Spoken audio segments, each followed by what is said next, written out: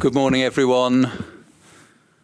Welcome to our PMS Info Day for 2026, which has been titled Medicinal Product Data for Europe's Public Health. I'm very pleased that we have Emer Cooke, Karl Broich and Runa Hauksdottir to give some opening remarks, and we're going to start with Emer. Emer Cooke, Executive Director of the EMA, please. Thank you very much, Peter, and it's great to see you all here today. This hopefully is on. A very warm welcome to you all for joining this third PMS Info Day 2026. I'm delighted to see so many people in person, and I believe we also have a number of participants online. It really is my pleasure to open this event once again and to see the interest growing year after year, including really very visibly the number of people participating today in the room and online. I think the growing participation says something very important in itself, that medicinal product data is no longer a niche topic. It's increasingly recognized as central to how we regulate medicines, how we collaborate across the network, how we empower our stakeholders, how we work with healthcare professionals, patients, citizens, academia, and pharmaceutical companies. And in many ways, this evolution is also reflected in how I consider and have spoken about PMS over the past few years. It really is not so long ago when our focus was on rolling out PMS and asking industry to enrich the data so that EMA and the network could meet important obligations, including in areas such as shortages as part of our extended mandate. And last year, I don't know if you were there, but I spoke about the first aspiration of PMS, which was the UDRIFORM, the first database of medicinal products. And this was really a reminder that product data has been part of the ecosystem of the pharmaceutical legislation for a long time and has mattered really to this network. We've been using and relying on medicinal product data for many years. But I think what's new now and what we need to really embrace if we're going to prepare this future together is the scale of the expectations placed on the data and the increasing number of purposes that data will serve, particularly as we look towards the European health data space. So today, as we look ahead, we see PMS not only as something that supports regulatory processes, but increasingly as something with a wide potential for health systems, for public transparency, and for the broader digital future of medicines regulation. And the common thread through all of this is quite simple. Product data has always mattered, but now with the legislative and digital changes underway, the road ahead means that it has a far greater impact. And we have to embrace this if we're going to fulfill our mission effectively. Now, you are all aware that across Europe, we are entering a period in which the regulatory environment is being reshaped by major legislative and digital developments.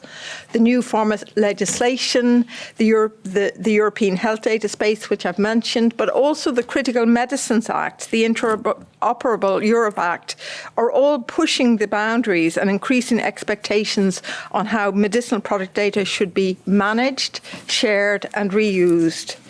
And these developments make one thing very, very clear. We need product data that is structured, that is consistent, that is trustworthy, and it's fit for multiple purposes. And these are some of the reasons why PMS is so important, because PMS enables a model where product data can be entered once and reused many times across regulatory procedures, across systems, across organizations, and increasingly across borders. And this matters not only for our regulatory efficiency, but also for the availability of medicines, for monitoring of shortages, for pharmacovigilance, for transparency, and for future digital health services.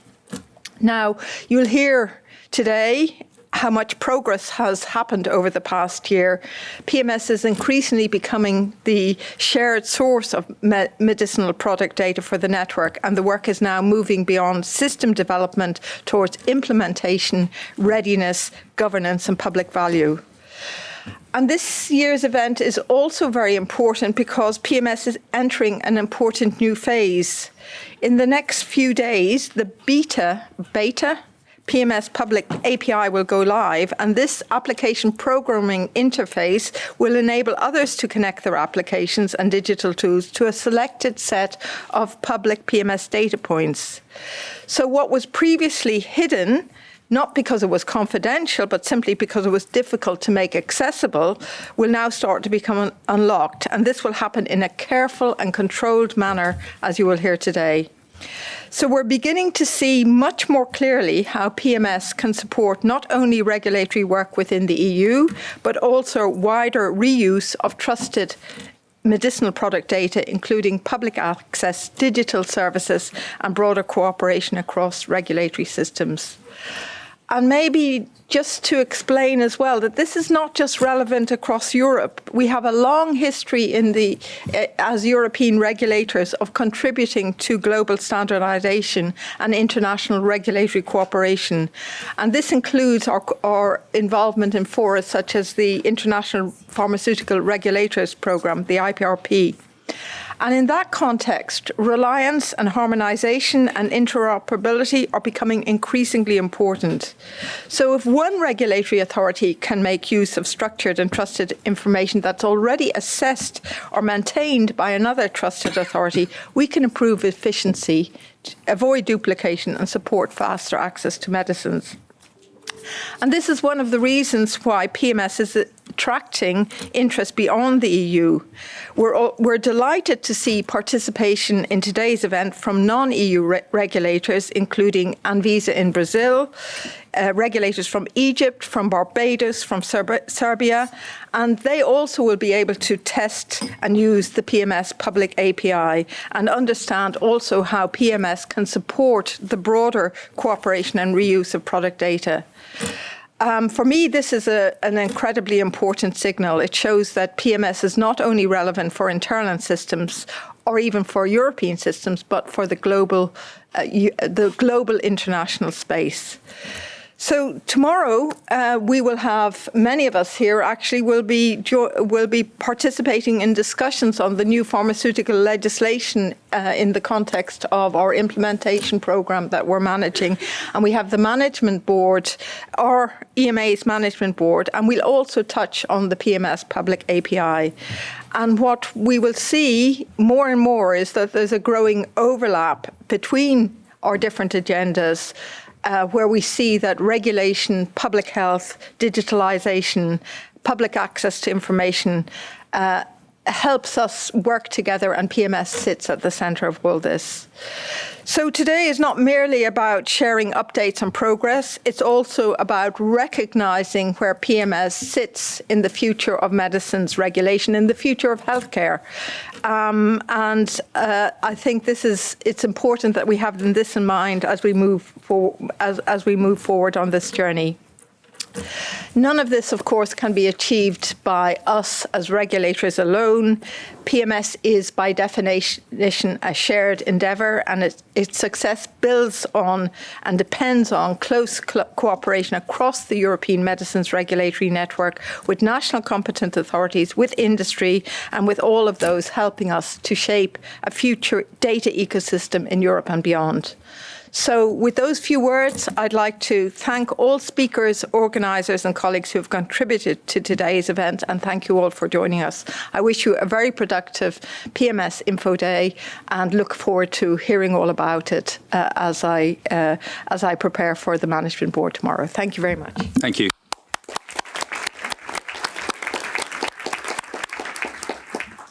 Thank you, Emer. So let's now hear from Professor Karl Broich, Executive Director of the German Federal Institute for Drugs and Medical Devices, BfArM, and co-chair of the Network Data Steering Group. Over to you, Karl. Yeah, thank you very much, Peter. So it's a pleasure to join you today for this PMS Info Day in this year here at the EMA. And I'm very pleased to open this event together with Emer and Runa from the perspective of the Network Data Steering Group, but as well from the perspective of a national competent authority. So Emer has already set out very clearly why PMS matters strategically for all of us, for the future of medicine's regulation, for public health, for transparency, and for the wider digital transformation of our regulatory environment. I would like to build on that by focusing on one specific point, what it takes to make PMS work in practice as a trusted, governed, and usable data asset for the European medicines regulatory network.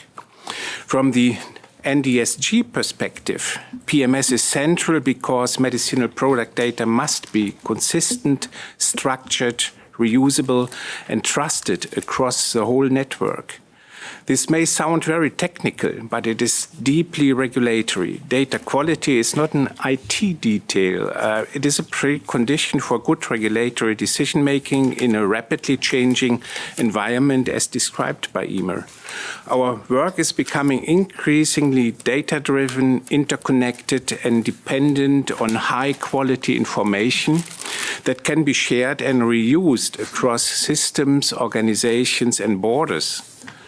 This is so important as we see at the same time wider European developments as the European Health Data Space coming closer and closer, or the Interoperable Europe Act, which require the broader digital transformation for a stronger and more coherent approach to medicinal product data.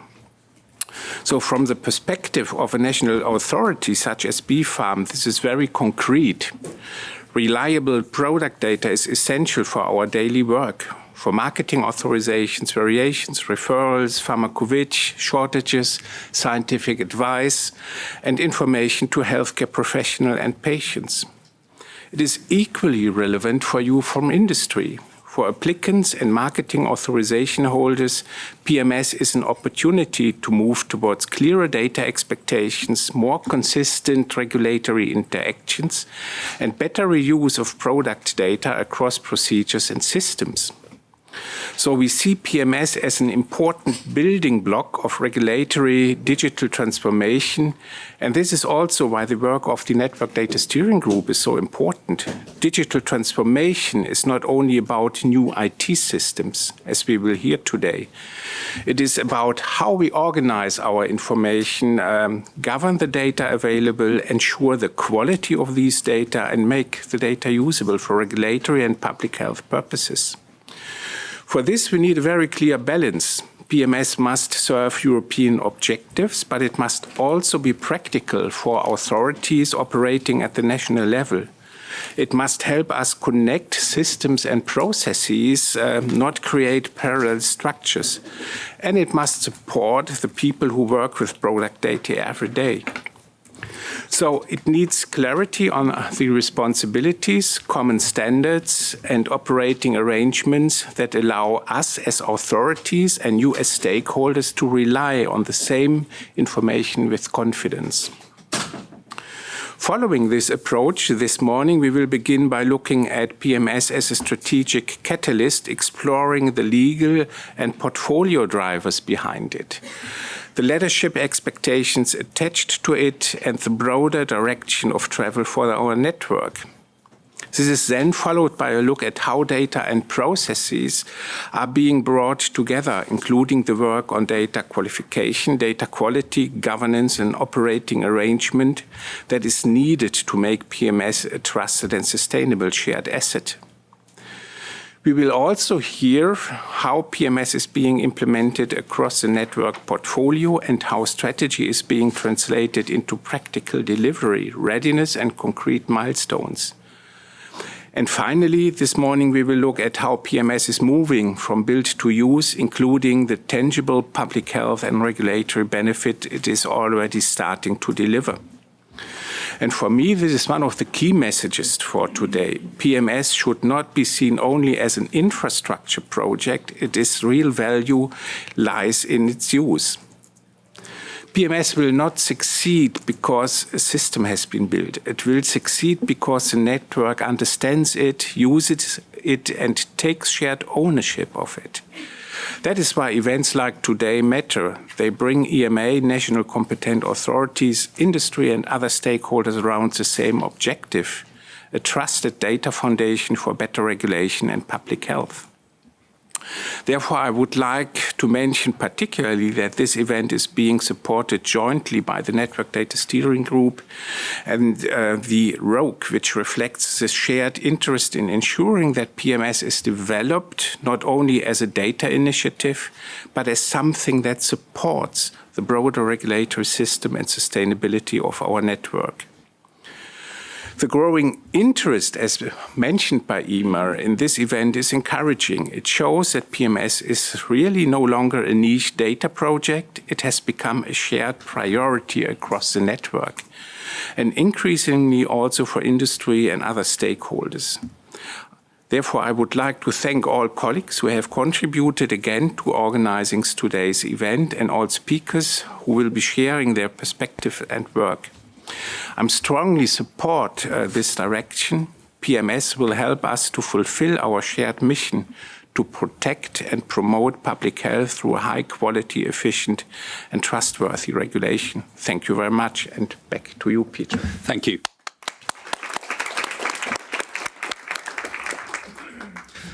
So to move straight then to Runa Hauksdottir, who is the Executive Director of the Icelandic Medicines Agency and the co-chair of the Regulatory Optimization Group, ROGUE. Over to you, Runa. Thank you. It's a pleasure to be here and welcome you to the PMS Info Day 2026. I'm doing this as a co-chair of the Regulatory Optimization Group, the ROGUE, and also as a head of Icelandic Medicine Agency. It's the first time that I'm attending this event and chairing, so I'm happy to be here. Not because the PMS is such an important topic, but also because the event is a very good example of the growing alignment across the European medicine regulatory network. It's a key component of the ROGUE work program, and as it is for the Network Data Steering Group, as Karl mentioned. One of the key aims of the ROGUE is to strengthen how the network delivers its mandate. It does so by improving coordination and connecting strategy, governance, and digitalization. That is why the interfaces between the ROGUE, the Network Data Steering Group, the NPAC, the NICTAC, and other network structures is so important. And this event is in many ways a good example of that cross-collaboration in action. As said before, ROGUE has a strong focus on digital transformation and interoperability of data among competent authorities. But for us, it's not only a technical ambition. It's about helping our organization operate more efficiently in a regulatory environment where demands are increasing, resources are limited, and the need to exchange and reuse data is becoming greater every year or even every day. At the same time, the ROGUE focused on supporting the national competent authorities by addressing the administrative burden that we are faced with in the medicine regulatory processes. We all know that our organization are being asked to do more. The means to do so is increasing the coordination, agreeing how we deliver commonly recognized and standardized data, and recap on the benefits on common resources while fulfilling our national obligations. This is exactly why PMS matters for the national competing perspectives. The national agency, including my own, the value of the PMS is not an abstract. We need product data that is reliable, consistent, and reusable, because it supports the everyday work of the regulatory procedures, the data exchange, the decision-making, the cooperation across countries, and last but not least, the service to the public health. If we can make a product data more structured and compatible, we can also make regulatory work more efficient and reduce unnecessary duplications. This is why I look forward to a very ambitious program today. We will hear not only about the broader strategic and legal content, but we will also hear about areas where the outcome of the ROC is directly reflected, including the work of the ROC PMS Operation Group on data qualification, in interoperability, the wider effort to support better qualification, integrated working agreements, but we will also hear about related simplification initiatives such as the digitalization of Type A1 variation, which shows that the PMS is a part of a broader effort to make the regulatory environment more efficient and less burdensome. For me, that is one of the most important parts. PMS is not about creating a better product database. It's a part of a wider transformation, how we are going to organize regulatory work across the network, making it more connected, more digital, more sustainable, and we hope simpler for everybody that is involved. And last but not least, I'm pleased to be here, and I would also like to thank those who contribute to a very ambitious program that we are having today. And I also want to thank all the participants that have joined us for contributing to this shared effort. So I wish you a very productive and an interesting day. Thank you. Thank you very much. With thanks to our three speakers, I hand over to Hilmar, please. Yes, thank you, Peter, and good morning, everyone. Also a warm welcome from my side. My name is Hilmar Hamann. I'm the Head of Information Management at the European Medicines Agency. Also pleased to be here. I have the pleasure now to go over some housekeeping rules, and I look around, I see a lot of familiar faces, so I can be sure most of you have been here last year for the PMS Info Day or even the year before. So I'll go quick. So we're currently in the morning session. Obviously, it's a hybrid meeting. We have a broadcast. We will also be recording the session and make available through our corporate website. We will have Q&A at the end of each session. And we will then start with people in the room. Please raise your hands and indicate if you want to contribute. And then for the online participants, we will have a Slido open. You can see the QR code here. We will show it again later.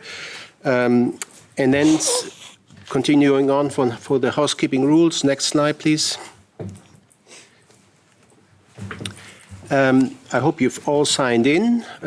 So that's important. If you need access to Wi-Fi, here's the password. We will have coffee breaks for the networking, raising your hand, I already mentioned. I guess it's okay for the industry representatives to use the bathrooms, but if you want to roam around in the building, you need to be escorted. And so please contact the reception staff. And we will have lunch provided on the first floor outside of this room. And then for everyone as part of the regulatory network of Medicines Agency can also use the canteen as always. Next slide. Talking about what do we want to achieve today. I think a lot has already been said by Karl and Runa, so I don't want to repeat. I think really most importantly, we want to give an update on where we are in our journey. We want to give you an update on the various activities that are happening across the Network Data Steering Group, the Regulatory Optimization Group, and also within the network portfolio. We want to use this opportunity to align the views. We want to listen, hear the different stakeholder perspectives, And ultimately, we hope we can come out with a better understanding and more alignment on the common goals that we all have. So that's why I would like to encourage everyone, please engage. I would like to encourage active participation. This is your opportunity to engage with your colleagues, with the EMA, the NCAs, the industry, so that we all come out a little bit stronger than before. Next slide is on the agenda. So a lot has been said already, so we will start with looking at the strategic drivers for PMS, both the legal and also the business drivers. Then we'll take in session 2 a look at, as I mentioned, the various activities under the Network Data Steering Group and Regulatory Optimization Group as they relate to data quality, data management process, etc. And then we move on into looking into the implementation. What are the things that are happening as we speak through the network portfolio? And we will then have session 4 where we will look at some concrete benefits that we're delivering, and we will have some online demonstrations of the capabilities that have been developed. And then we will close with some conclusions and closing remarks by Peter. As you can see, after session 2, we will have a 30-minute coffee break, so we can all refresh and come back focused for the second part of the session. And with this, I would like to pass the floor back to Karl and Runa. Session 1, the title is PMS as a Strategic Catalyst. Yeah, thank you very much, Hilmar. So starting with this point, the strategic catalyst by PMS, as it has been outlined by Emer, we have so many new legal advances we have to deal with. This is the new pharma legislation, the Critical Medicines Act, the European Health Data Space, and the Interoperability Act in particular. And so we will discuss the why. Why is PMS so important and what is behind it? And as we are already a little bit behind time, so I hand over to Runa to introduce the speakers. Yes. So we will start with Georgia Gavildo, the Chief Legal Officer and the Head of the Legal Department at EMA, who will help us to understand the legal and the policy context of shaping this work. And this will be followed by Shahid Frias, who is the co-chair of the Regulatory Optimization Group, or ROC, the chair of the Portfolio Board, and the head of Digital Business Transformation Task Force, who will move to a broader portfolio and sort of implementing perspectives. So please, George. Thank you, Runa. Thank you, Karl. Good morning, everybody. It's great to be here today to this PMS Info Day. And it's interesting to note that this legal presentation has been placed under the strategic catalyst. Usually when the lawyers we come and we present and we set the scene as a legal background for what we think is going to be a constructive discussion, that's the boring part of the session. But indeed, as Emer mentioned in her presentation and also highlighted by Karl and Runa, there has been a number of legislative amendments, an ambitious initiative taken by the European Commission over a very short span of time to place the European innovation and the way the European regulators are working in a completely different arena, better improved, and definitely having some new challenges as we move ahead over the coming years. Now, you've heard already, and you may be familiar about some of those legislative acts have been already adopted. We have a number of them that they are still pending. For example, we have the General Pharma legislation, the Critical Medicines Act, the Biotech Act, the European Health Data Space, which I'm going to leave last, but definitely I'm not going to compromise its presentation. But we still do not know all the timelines of the frameworks, but what we can say for sure is that we are not going to have a lot of time for lengthy implementation. It's going to be short time frames where we will all need to work together to be able to make these new legislative changes happen.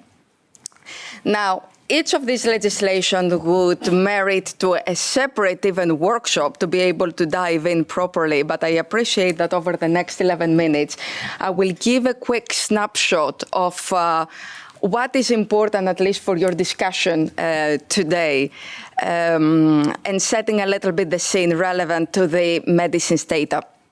Now, starting with the general pharma legislation, the pivotal new legal framework that affects how the medicinal products are going to be regulated in Europe and how it changes the European Medicines Agency. What we can say is that this particular legislation brings substantial changes.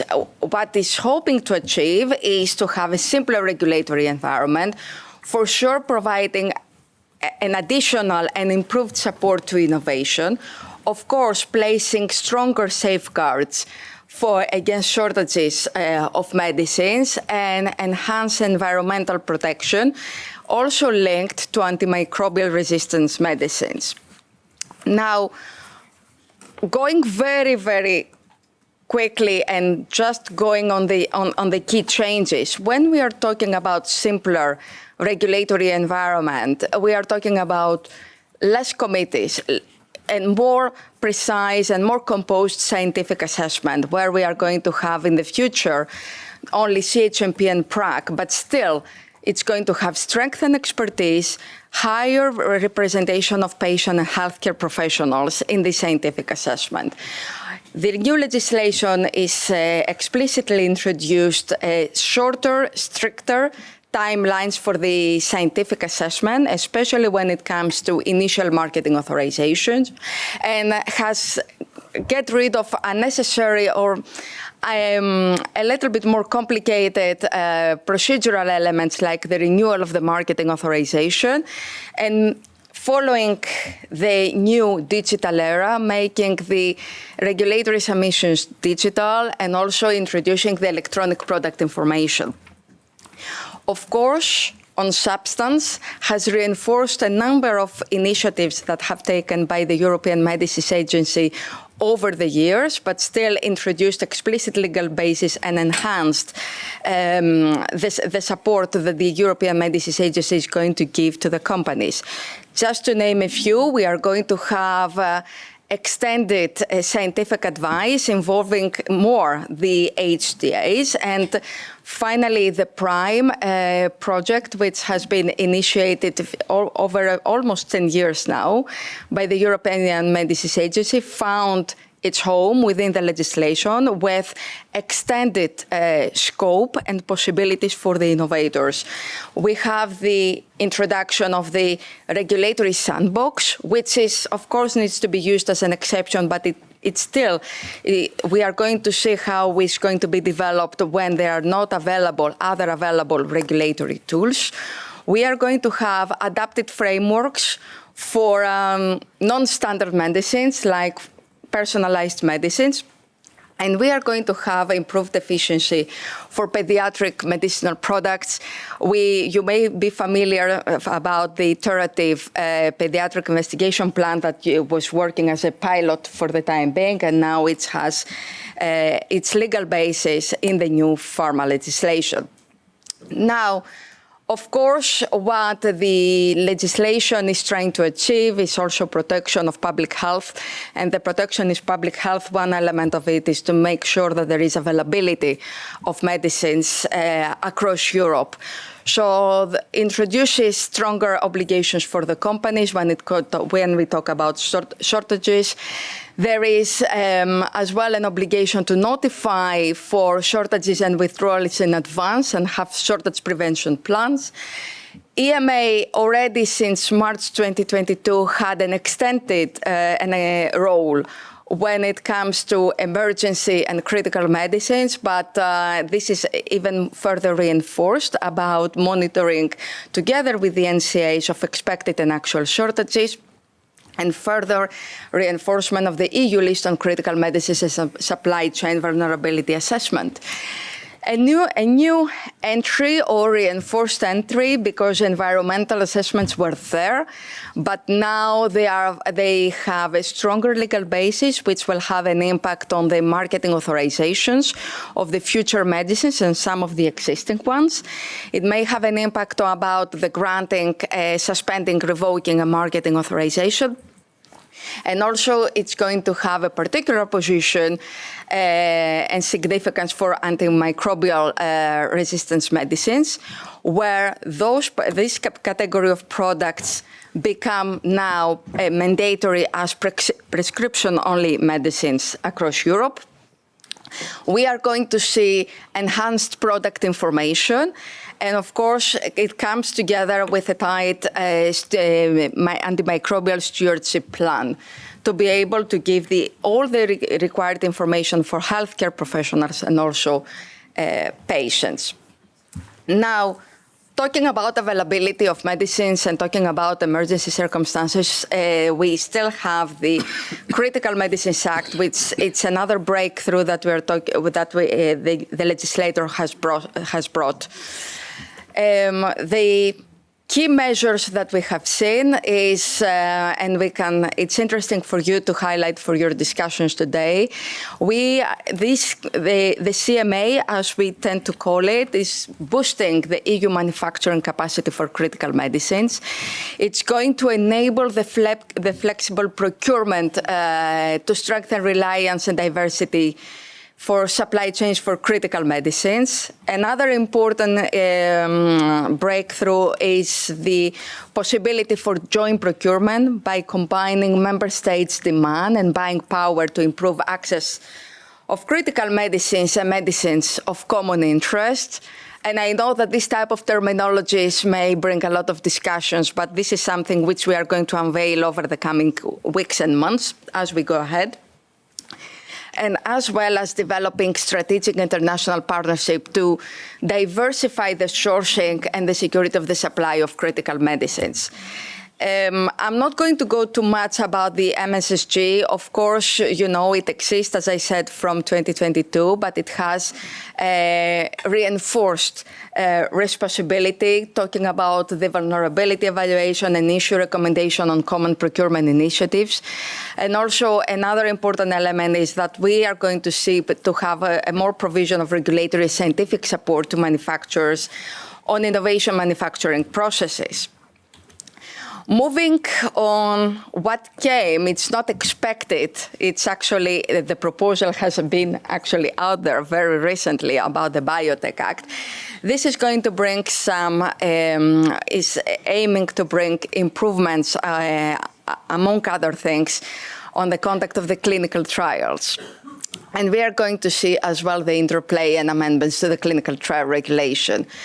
Things that which are relevant and we are hoping we are going to see is, and the European Commission is intending to reduce the clinical trials timelines authorization, as well the better coordination among member states, introduce certain clinical trial application harmonization, and increase the flexibility for clinical trial substantial modification. This is the new entry of the proposal, and we need to see how this is going to be finalized and adopted. Leaving last but not least is the European health data space. It's something that you know for quite a bit of time, but it's the only piece of legislation that it has longer implementation provisions and has a good reason for that. It gives the possibility of better access to patient information. And we are talking about an actual use of patient information.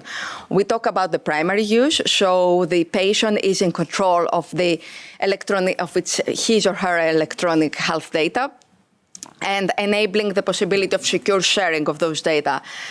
for the provision of healthcare and to be able to assess and maintain and restore the state of health of a natural person.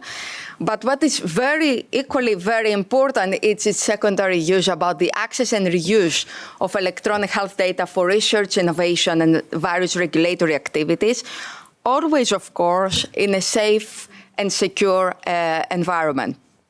And also creating a single market for electronic health record systems, supporting both primary and secondary use. Now, this may sound little, but it's a lot of work done behind, because the protection of the patient's data is quite important. That's why from March 2029, it comes into application the primary use of the data on very particular occasions, and some of the categories of the secondary use. And from March 2031, we are going to see it's going to be extended to all categories. What will be expected from the network and from the member states, of course, is that they are going to be fully compliant and have the infrastructure ready by that time. It's 5 years. It sounds a long time ahead of us, but in reality, in practical terms, it's not. Concluding this presentation, what I can say from legal perspective at least is that the data, the medicines data, the quality of the data have always been at the center of attention, not only of all the stakeholders, but also equally important has been for the EU regulators and for the European Medicines Agency and the member states. Now, as we are moving ahead, where we have more restrictions, but more possibilities and more opportunities as well, it's now the timing about how we can have a better use and how we are paving the way to navigate the challenges and the opportunities in the new legal era. And with that, I hope I managed to provide my feedback within the time allocated. Thank you very much.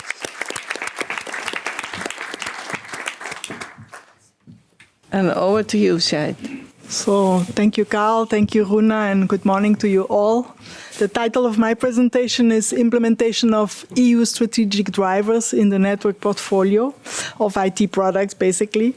I'd like to start actually by saying that what we will be discussing today is much bigger than a portfolio of IT initiatives, because what we ultimately are building is the beginning of a truly connected regulatory ecosystem for medicines. Today, as we all know, regulatory processes are fragmented. The same product data exists in multiple systems, in multiple formats, and is repeatedly repeated across the network, or repeatedly recreated across the network.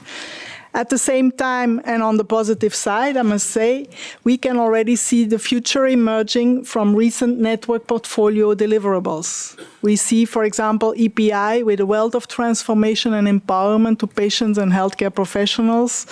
We see the electronic application for variations that was very appreciated by industry and constitutes a big advantage. We see also advanced data management platforms like the European Shortage Management Platform for shortage monitoring, as well as signal and safety analytics, and many more to come. Each of them not as isolated initiatives, but really as early signals of a much larger ongoing transformation, which is the move from a document-driven regulation to a data-driven regulation. And to link it back to the presentation from Georgia, this transformation is, of course, largely also accelerated by the various legislative changes proposed. The expanded responsibilities, multiple requirements, and read between the lines, and increased regulatory complexity. So it's also not surprising to see at the same time a growing expectation for efficiency and actually using the opportunity of the changes introduced by legislation to fundamentally rethink how we operate. And of course, last but not least, the rise of AI and advanced analytics. So the vision is not simply to digitalize individual processes, as sometimes may be the interpretation.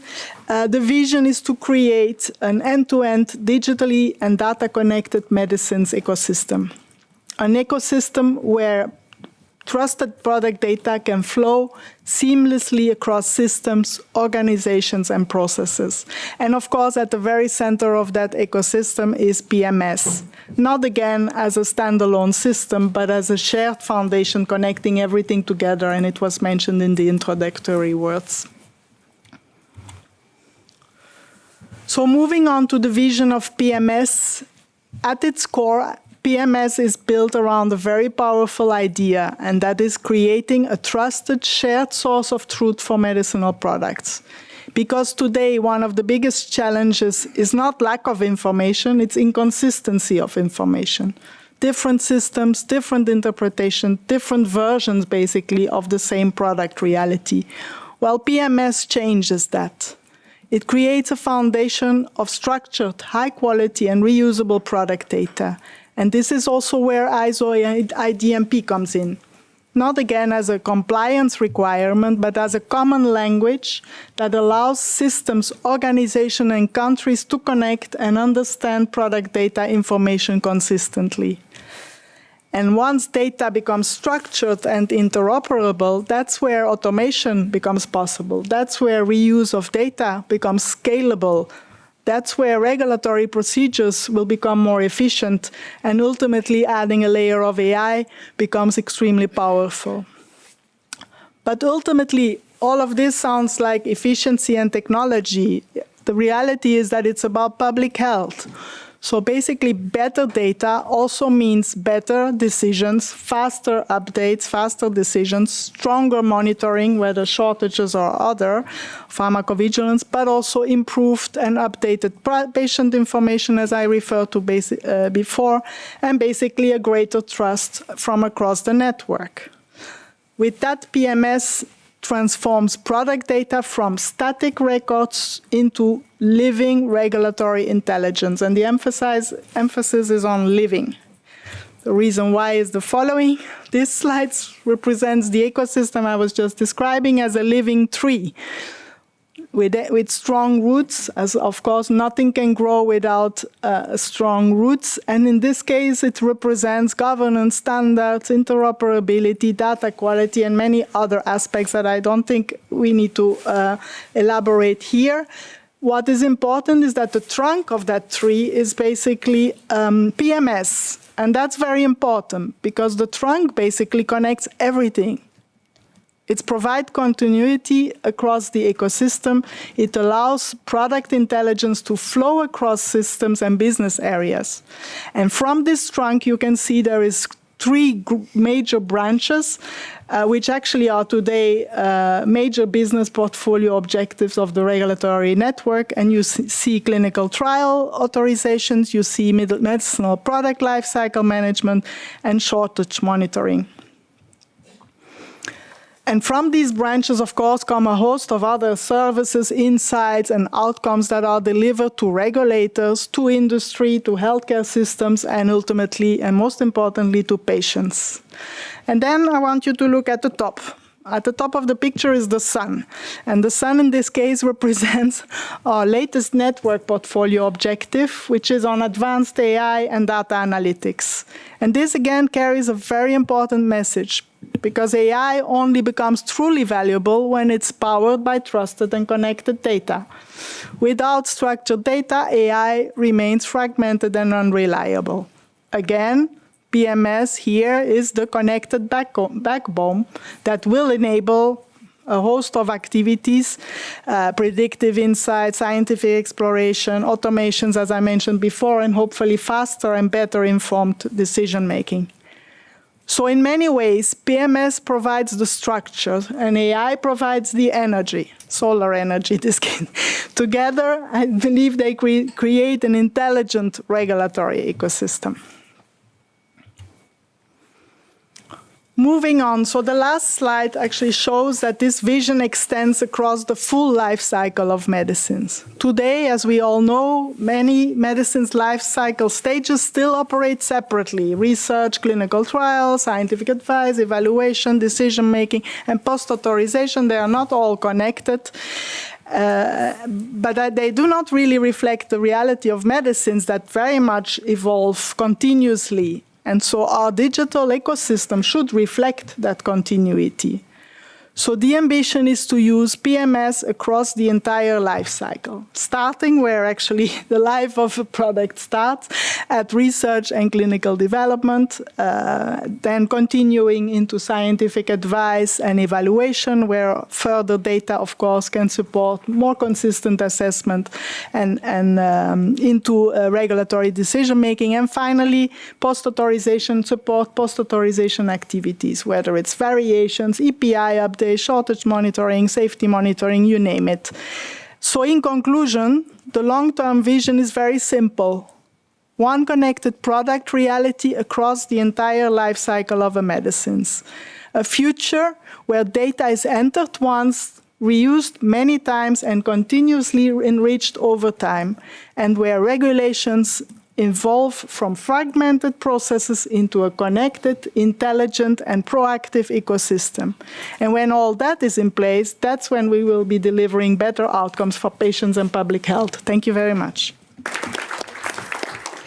Thank you, Sjeit. And I think we have time for a couple of questions. I just wanted to take the opportunity to point out that there's going to be a brief survey to share feedback on this session. So I think we can take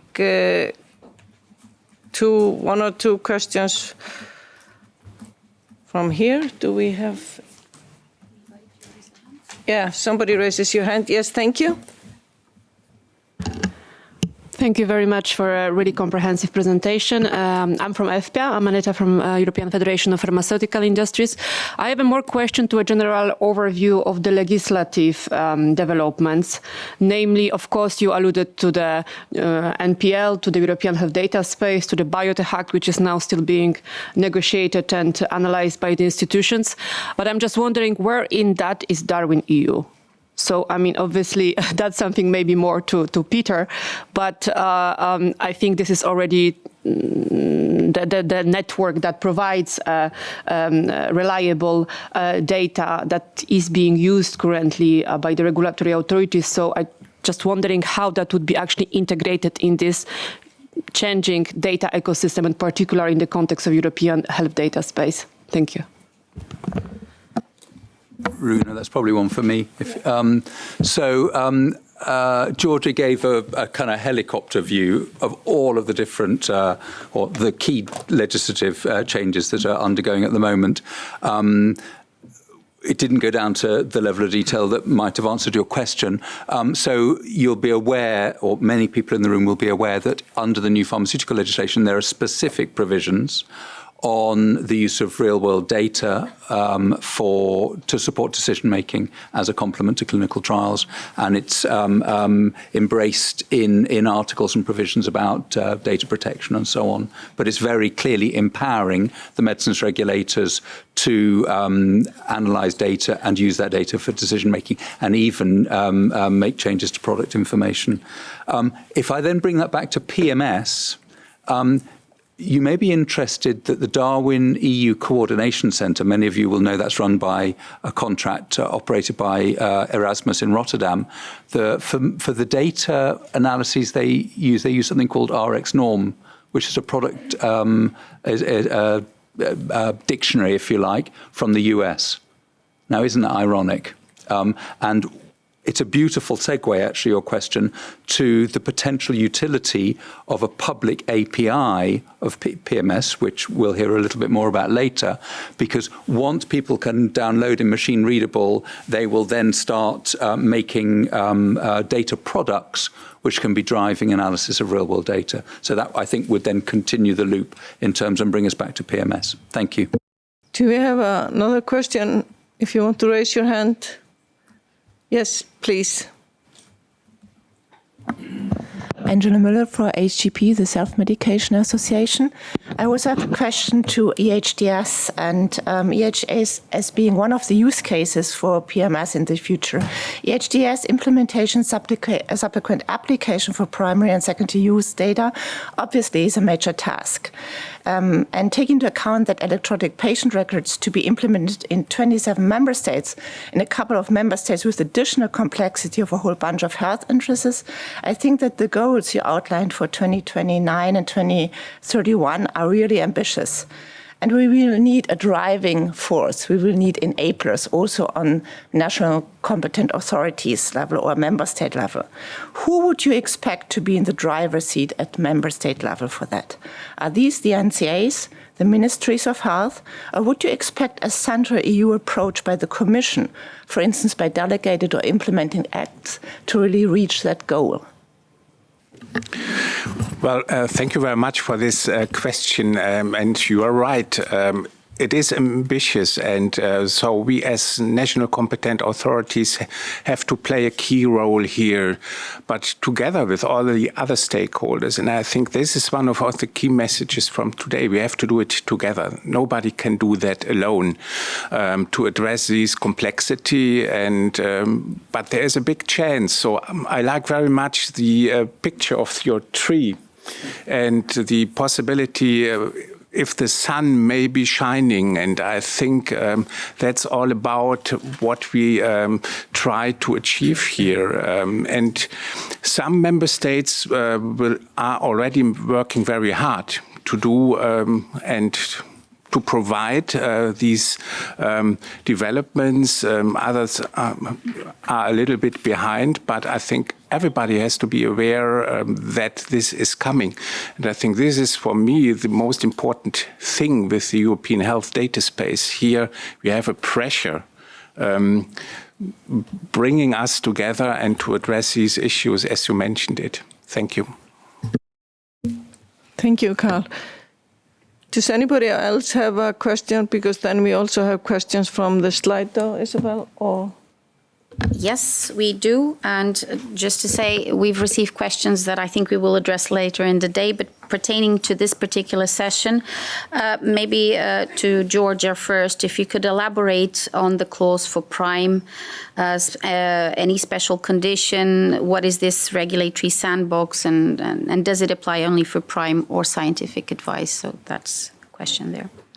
Starting with the regulatory sandbox, what I can say is that we all need to stay a little bit tuned here, because the European Commission is going to have an implementing act in relation to that. So all the details are going to be designed. I know it's the buzzword lately, but we all need to be a bit patient in relation to that. When it becomes to prime, I think what it's interesting to note is that, of course, the prime has been extended to other medicinal products as well, and it has extended more about the accelerated assessment and the rolling review of data, which is another nuance which I didn't mention, that the new pharma legislation is bringing the rolling review on particular situations. And so far we only had accelerated assessment, so rolling review is going to be part of the prime if those products get the eligibility. So it's very much of a reinforced. I hope this is addressing a little bit the question about the two. It was regulatory sandboxes, Isabel, and prime, right? Prime. Okay, thank you. Thank you, Georgia. Anything else, Isabel? Just one, I think, to wrap up. And I think Zaid already mentioned it, but maybe to repeat again, what is the future vision of PMS to become authoritative source of IDMP-compliant medicinal product data across the EU network, to make sure it's for the EU network? And I think a few people. Thank you very much. Indeed, it's actually part of the PMS vision that I don't know if we want to show the slide again. Basically, to have public health empowered by a shared repository of comprehensive structured data on medicines in the EU. Maybe on the slide. Yeah, so basically that is the vision. And that's, of course, much wider than just for regulatory use. It's for healthcare professionals. You've mentioned EHDS, so it would be also e-prescription and many other activities across the board, as well as the facilitation of all submissions by industry in this case.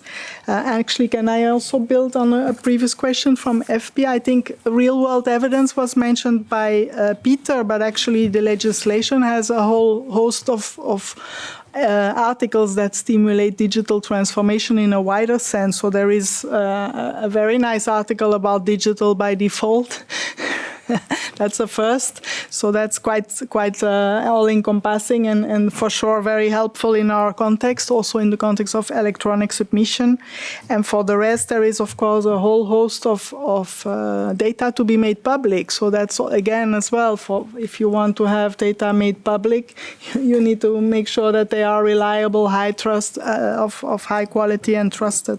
And then I think linked to ESMP, there is an expansion of scope of ESMP, and there is, of course, also a specific mention on EPI. So I think these are a few more that actually connect and very much rely on solid data in PMS. Thank you very much.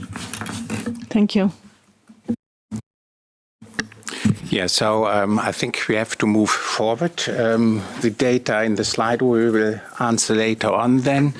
And now in the session 2, we are coming to the how-to. What can we do? And for this, I hand over to the next co-chairs. You know, Peter and the other co-chair is Georg Neubert. He is a member of the Network Data Steering Group and the Regulatory Optimization Group, and particularly working in the PMS operational group. So, and thanks very much, Karl. Pleasure to be co-chairing with Georg, who I think everybody in the room knows from previous PMS Info Days and other fora.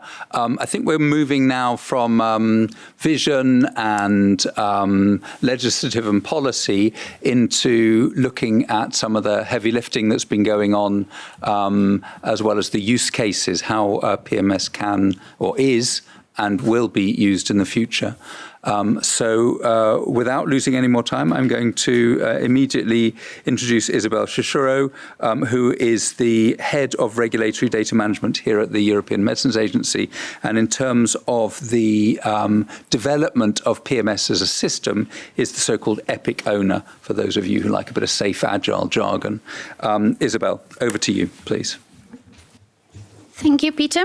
And we have a diverse audience in the room, and for sure we have an even more diverse audience online today.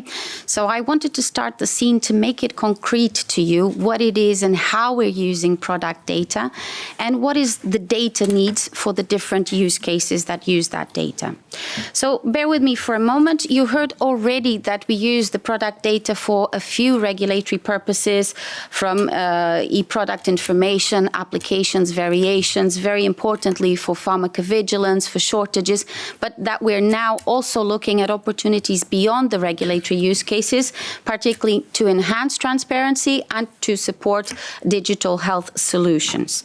So I will not go through all of those use cases, but I'd like the opportunity to touch on a few more recent use cases just to illustrate to everyone what it is that we're talking about. And I'll be talking about shortages, public product data, and a little bit of EHDS, which is maybe something that most of the people in this room, at least involved in regulatory aspects, may not be as familiar with. So if we start with the shortage, and before I go through the different use cases, let me give you the map of how I will go through these stories. So at the top, you will see the title, what I'm about to say. You will see the little bit of what is the purpose, what is the main lessons around this particular use case. Then if you look at the bottom left, you see a series of steps, and that's the steps of the process. So there's numbers, you can follow that. And very importantly, to the right of this slide, you will see a few boxes with the data fields that this particular use case requires, and a high-level assessment of how the data fits the needs of the use case. And again, before we dive into the details, the legend of this particular color coding system is we have identified for blue when there's new opportunities that the data opens up for that use case. For green, not necessarily that everything is perfect, but that the data supports the most of the needs of the use case, even if there's some workarounds still in place. Amber, when there's ample activities that need to happen for the data to be suitable to support the needs, and red when it's a big problem, and luckily we won't have any of that. We also have white when the data is not needed for a use case, because not all the data is needed for a use case, and we're also keeping tabs on that. So after explaining kind of the land of the lay of the land, the rule of the land, I'll go into the different examples. And if if we start with shortages, the value of product data in this particular use case is that it enables us to anticipate the shortage before they can occur. So collecting the standardized product data facilitates the collection of that data, facilitates the analysis of that data, and enables us to do predictions, forecasts, and act on shortages even before they occur. So a typical use case is that there's a shortage identified in a particular country. There's double responsibilities. NCAs need to report that there's a shortage in the market, but also how much of that product is needed in the market. That is called the demand. MAHs, on the other hand, need to report that there's a shortage, but they also need to report how much can they actually supply to the market, how much they can put on the market and be available. This goes into a massive platform that you may have heard, the European Shortage Monitoring Platform, where basically our colleagues do what we call a matching of this data. How much is there in the market? How much is it needed to identify gaps for similar products? So they look at similar products available across all the countries. They look at similar products available in a niche or a specific country. If they don't find anything to overcome that shortage, they look for therapeutic alternatives, things that might not necessarily be exactly the same active substance and strength, but they could overcome the needs of the patients. And these are what we call the reactive analysis. Now, they also look at what we call the proactive analysis, or you may have heard of them like vulnerability assessments. They look at all that information about the supply capacity, the manufacturing capacity, and they try to look for potential issues. So where do we have a bottleneck on a specific manufacturer?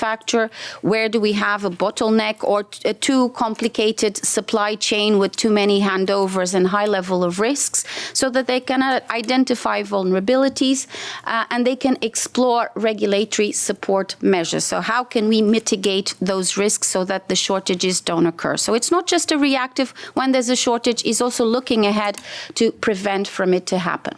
And this feeds in the regulatory coordination of the SPOC working party, the MSSG, the Commission, that agree on measures to prevent, monitor, and address the shortage, and hopefully to resolve the shortages so that there's medicines available for all the patients who need it. Now, if we look to the right of the slide, what data do they need to support all these analyses? You see the common things. They need product name, pharmaceutical dose forms, ATC codes, because the Union list of critical medicines is based on ATC code, active substance, strength, route of administration, and so on. But they also do these vulnerability assessments, these forecasts based on packages and manufacturers. And as you know, we are still in a phase where we're asking companies to enrich, to complete that data so that we can automate those sorts of analysis for shortages. Now, if we move ahead to the newest kid in the block, so a use case that we are exploring under the umbrella of the ROG, we call this the variation type 1A optimization. And the way that we see that product data can support this is that, first of all, we already have a precedent. And those of you who submit data to XCVMPD, you know that you just update the QPPV details in XCVMPD and you no longer have to submit variations to update the QPPV, whereas in the past, that was a reality. We're also looking at PMS to open up new opportunities for other fields and other data elements beyond the QPPV. And we're looking at the NPL legal basis as a possibility to support that going forward. So today, for example, and this is just one of the examples of the many type 1A variations we could potentially simplify, if a manufacturer name changes somewhere in India, this can potentially affect hundreds of marketing authorization holders, and it can potentially affect thousands of products. And the worst part of it all is that for each of those products, the companies need to prepare an application form, a dossier, a submission to the many regulators across Europe. So this is not only a burden to all the companies, it's also a burden to the regulators who have to assess all these similar applications. So what we're looking in the future is, yes, this manufacturer name changes. It's still impacts the different companies, it still impacts the different products, but instead of submitting all these applications, companies would submit a change to PMS, a centralized change to the products that are impacted by this variation, and automatically the regulators would be updated of that information without requiring heavily processing from the parts of companies as well as the part of regulators. So the details, of course, of this are still to be determined. Coincidentally, there's a workshop tomorrow to fine-tune this, but we see that this use case opens up a world of simplification, regulatory simplification ahead. Now, again, just one example for this particular use case, all we need is to know what products are impacted and the manufacturer. If we were thinking of a variation of an ATC code, for example, or something else, the data fields would be different. But the thought process is for each use case, we look at what data is needed and what is the quality of that data, what does it need to do to support the needs of the use case. And last but not least, maybe for those not in the regulatory domain, a digital opportunity around e-health. And we could see that PMS could be a foundation to enable cross-border e-prescription and e-dispensation, because having standardized product data would bridge the gap between many national formularies. So today, there's already, I think, 15 member states that are doing this, that are exchanging data cross borders. That is a reality. Nonetheless, having a comprehensive, let's say, gap dictionary that maps all those 27 vocabularies would simplify and make it more seamless to prescribe and dispense medicines cross-border setting. So the use case it basically starts with the patient being prescribed a medication in one country. The patient collects their medication from the pharmacy in that said country, but imagine the patient travels and forgets to bring their medication and then visits a doctor who explains his condition and goes to their own systems to look, okay, what similar medication do I have? So we're actually talking about a cross-border setting. This is not the prescription that happens just in country A, it's the prescription and the access of health information from one country to the next. So when this happens, the doctor retrieves all the information electronically of that patient, not just the prescription, but also their medical history, what medicines they can take or have taken in the past. He confirms the medication details and selects an appropriate and equivalent medication that is available in this second country B. Now, if we look at what data this is needed, you know that they need the basic data, similar data, name, pharmaceutical dose, form, active substance, strength. So everybody needs that. They may need ATC code because some systems are based on prescription of ATC code or on substance. They may need additional information to help with their decision making. And we've just highlighted here a few like indications or packages that could help the doctor to make a decision, but it's not necessarily something that must be in place to support this particular use case. So this is just to illustrate how having a common dictionary would facilitate recognizing the products from country A into country B. Now, if we look across the use cases overall, and I know I did not cover all of them, so these are the examples of the priority use cases for EMA and for PMS at the moment. Of course, for years we've been supporting pharmacovigilance. We continue to support pharmacovigilance. A lot of the rules of how you have to submit data to XCVMPD and to PMS is because of those needs already. And for pharmacovigilance, you see that the majority of the fields that are required are already acceptable to be used for pharmacovigilance purposes. Now, for new use cases, shortages, vulnerability assessments, EHDS, even type 1A variations, we do know that there are known aspects that we need to improve in terms of making the quality easier to use, easier to find, easier to understand. And as you will see there, to the right side, you also will hear more about in the afternoon of what improvements we're putting in place to make sure that even though the data quality is acceptable to support those use cases, we can still bring improvements, we can still enhance the quality of that data for an easier experience of the users using the product data.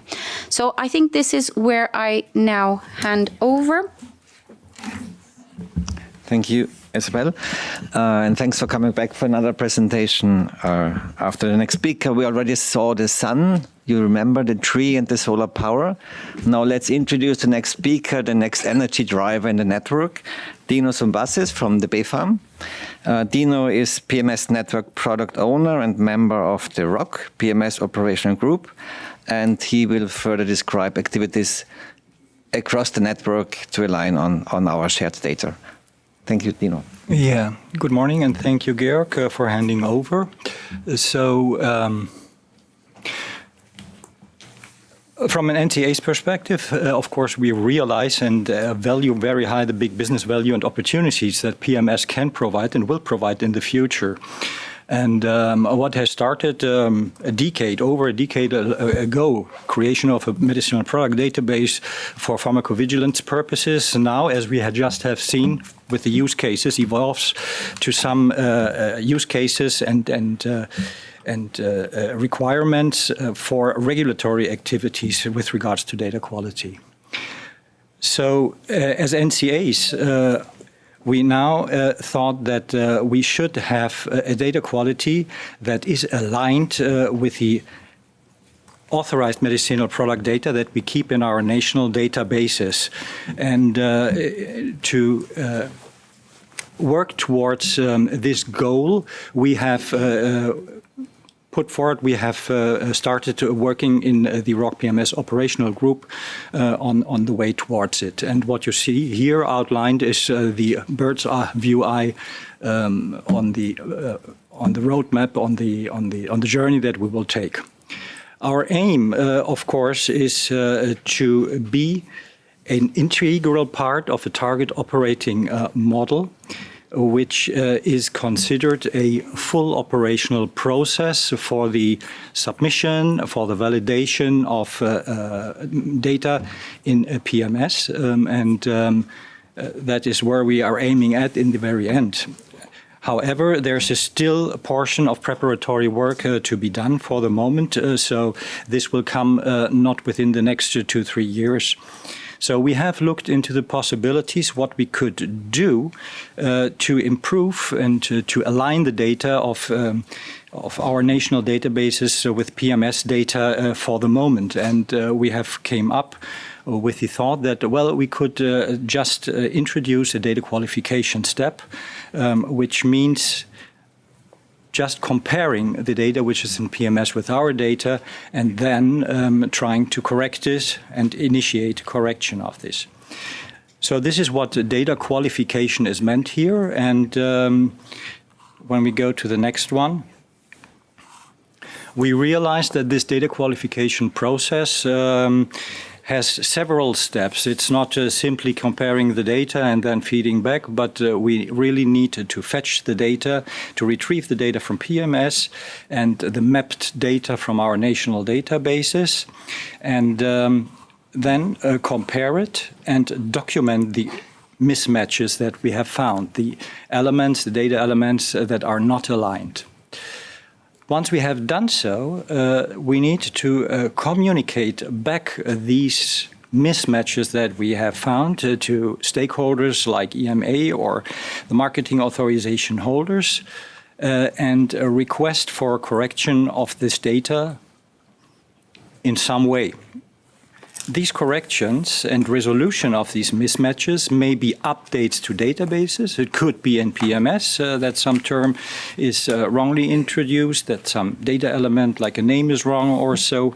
But it could also mean that we require to update national databases, perhaps as we have for some data elements, not the most updated terminology here. In exceptional cases, this also might mean that some authorization letters need to be updated, so the authorizations itself that have been issued by the national competent authorities. But we are quite confident that these will remain very rare cases only. So we have compared, identified, found mismatches and communicate them back, and our last step in the data qualification process would be really to safeguard this data. So once the mismatch has been resolved, from an NCA perspective, we would like to safeguard the data to make sure that the corrected data, if it has been introduced into PMS or into other systems, is not changed unintendedly in PMS again. For example, by submission of a change for other data elements. It might be the case that a new package is being introduced or some other data element via XCV-MPD, but the product name has been forgotten to be updated, so it is overwritten. So this is the last part of our data qualification step that we thought will make this data qualification complete. So we have conducted a study to test data qualification steps 1 and 2 only, the identification, comparison and documentation of mismatches, leaving out communication of the mismatches back to the stakeholders, EMA, marketing authorization holders, perhaps others, and the safeguarding step. In short, this is referred to as our feasibility study. There are, of course, more feasibility studies. That is the one in the ROC PMS OG context to be understood as feasibility study. From 20 participating NCAs, we have received data for 560 products around and have comparisons for about 38,000 data elements. So it's quite a good database what we have taken. Having analyzed and have a look into this data, we conclude that data qualification is feasible from an organizational, technical point of view when introduced stepwise. So when we looked into the data, we had also a look on the time that were used for comparing and documenting mismatches for the data elements. And taking together with the data elements, we came up to separation of the data to be qualified into three subsets. Subset 1, really core PMS data elements that are already available in PMS and have only limited effort for the data qualification. If you look a bit down the slide, you will see that for subset 1, in average 9 minutes were only spent for the comparison of this data. And these data elements are quite the most important ones, like the product name, marketing authorization holder name, authorization number, ATC code, pharmaceutical form, and route of administration, but also, of course, the marketing the manufacturer responsible for batch certificate. So this is quite a solid set that we thought that we could start with on not too long from now. Having further looked, no, please stay on this one. Having further looked into the data, we identified the subset 2, which basically is data that currently is enriched by marketing authorization holders in PMS. Manufacturers, all other manufacturers than the above one stated in subset 1, as well as packages. So we thought that we need to await completion of these enrichment by marketing authorization holders, with altogether will be ready in June 2027. And we also realized that the identification of these data elements, manufacturers, packages, and NCA's database is a bit more complicated and was more time intensive than for subset 1. So that also from an NCA's perspective, we need to further explore how this data can be fetched. Sometimes this is, of course, related to that the information for manufacturers' packaged information might not currently have been introduced into an NCA's databases in an IDMP compliant way. So we thought subset 2, starting only later in 2027 onwards, would give also NCAs time to prepare for qualifying this. Finally, we have in subset 3 data elements that, to our opinion, require decommissioning of XCV-MPD. With regard to decommissioning of XCV-MPD, we will hear a bit further that this is also separated into several parts in a later presentation. We we're of the opinion that subset 3 can only commence really after some further years. Surprisingly, we found here the exact definition of the active substance, and more relevant, the expression of the strength, as also this is differently in different databases. What we have also taken from the study is that we need to investigate and look into 2 catalysts that would really assist and boost the data qualification steps. And this one is of what I have said already before, that the systems should be IDMP ready at the NCAs and potentially further assisted by other IT tools to be efficient in the data qualification step by NCAs. And we also should take advantage of the RMS-CMS concept that is introduced in MRP DCP and has been proven to be a sufficient and effective measure for the regulatory procedures. And the aim, our aim, would be to also introduce this concept of the RMS doing a qualification step for all the products that are included in a MRP DCP constructs for the CMS, at least for the common data, like the dose form, active substance, of course, at the route of administration and things like that. Next one, please.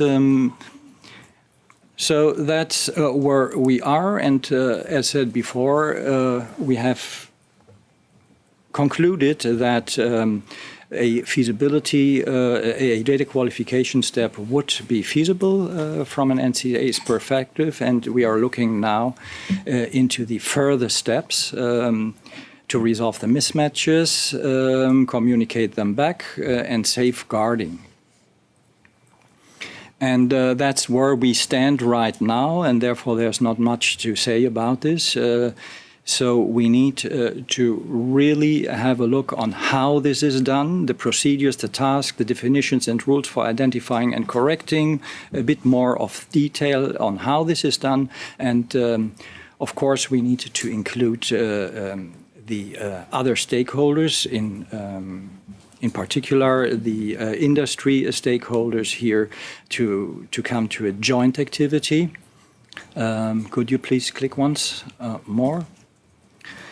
And our first draft proposal here, what we have currently discussed is that we would, if on the resolving mismatches on the communication, that we prefer to communicate any mismatches back to the EMA, so that EMA picks it up, implements changes, and takes up the communication back to the marketing authorization holders.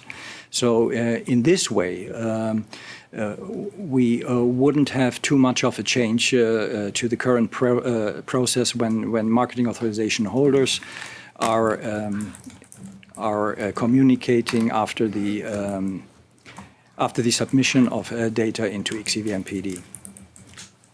Also on the data safeguarding, for the moment data is safeguarded by the measures implemented for XCV-MPD by the current processes and done for by the EMA colleagues.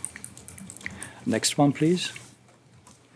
So our next steps is we thought, well, it would be good that the NCAs that are part of the PMS ROC operational group really start straight away into the cold water to do such a qualification and to see how this can be done in order to make the proposal. So we intend to start here really with subset 1 on a short term. We need, as said before, industry consultation and engagement, and we already have scheduled a meeting to lay down a bit of, to exchange information and lay down a bit of what is needed and required here. XCV-MPD decommissioning is acknowledged as priority and a need for a full data qualification process when we get to subset 3 with active substance and other data. And the detailed process and roles that we define on the longer range need, of course, then to be included as part of the PMS data quality framework on the long run. Yes, and I think this concludes, and I would give back to Georg, please, respectively, Isabel. Thank you. Thanks, Dino. Before we go into the Q&A, we get another insights from Isabel. Isabel, please. Yes, thank you. So I think now my job was to try to wrap things up and kind of tell you a story of how we think we're going to have a stepwise approach towards having this trusted shared repository of data for the network. And before I jump into the details, just a recap of what we did. So we use data for specific use cases, and we talk about data quality in the sense that data needs to be fit for the different intended purposes. And that's what we have in mind with what we're doing and how we can support this stepwise approach towards a trusted shared repository of product data for the network. Now, at the bottom part of this slide, you will recognize that this is exactly what Dino just presented of how the network, particularly the NCAs, are mobilizing to be able to use and reuse product data and the different procedures. So today we have companies submitting data and updating data in PMS. Then the next step, already ongoing, we have an activity across the NCAs that you'll also hear that the different NCAs are already mapping their product and package data from their different national systems to PMS so that they understand we are talking about the same products.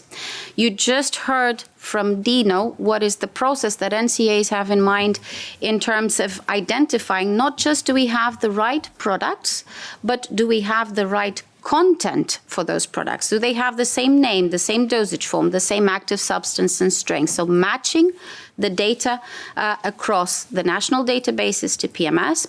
And you also heard that we still share the vision, the future, that product data is entered once and reused as many regulatory processes as possible. Entered once, reused many times across all the different processes. So how are we doing that on this journey of steps with the member states? The good news is we're not starting from scratch. Unlike many systems, then when they go live, and we've been live for a few years, we already have a strong foundation that we're building upon. And the strong foundation is that we already have current measures already in place ensuring data quality at data entry point. Yes, the data is still entered part in XCV-MPD, still entered part in PMS, but we have many rules. For those submitting data to XCV-MPD, you will know you cannot send a product without an active substance, basic thing. You cannot send a product if the data doesn't fit with certain business rules. The same thing in PMS for the enrichments that we just opened. You will know that there's ample guidance available. So a lot of guidance has been built from the experience of pharmacovigilance. That experience has been reflected on XCV-MPD guidance and further improved and enhanced in the PMS guidance that's available out there in the multiple chapters of the UIG. So there's much guidance out there of how data should be submitted, what piece of information should go in what data field. And also a lot of controlled vocabularies that kind of force you to submit data in a standardized way. And of course, on top of that, there's still a validation process. So the data that is submitted by companies is still double-checked by EMA to make sure that this piece of information goes in the right field and according to the right rules. And whenever we find issues, we send back that information in the form of a third acknowledgement to companies, so companies can understand what it is that we disagreed upon. They can align the data, and the data can be aligned between EMA and companies. Now, with regards to the next step in terms of the mapping, you will hear that we've had strong progress. Veronica is going to present today the statistics of how it is that NCAs are aligning. And overall, the message is that there's a strong progress of mapping across most of NCAs. There's a positive momentum with monthly meetings, with exchange of information. There are also initiatives being started by the NCAs, the uni-wide project to bring more and more NCAs on board to build that strong foundation of integration across systems.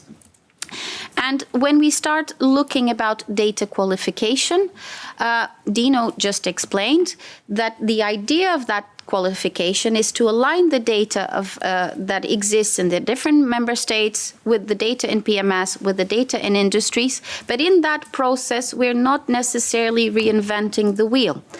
So the process relies on EMA still having that central role in terms of validation, in terms of coordination of message, is still relying on the existing process that we have to provide feedback to industry, as opposed to creating yet a new process, a new vehicle, a new channel for NCAs to align discrepancies with companies or more parallel channels of communication.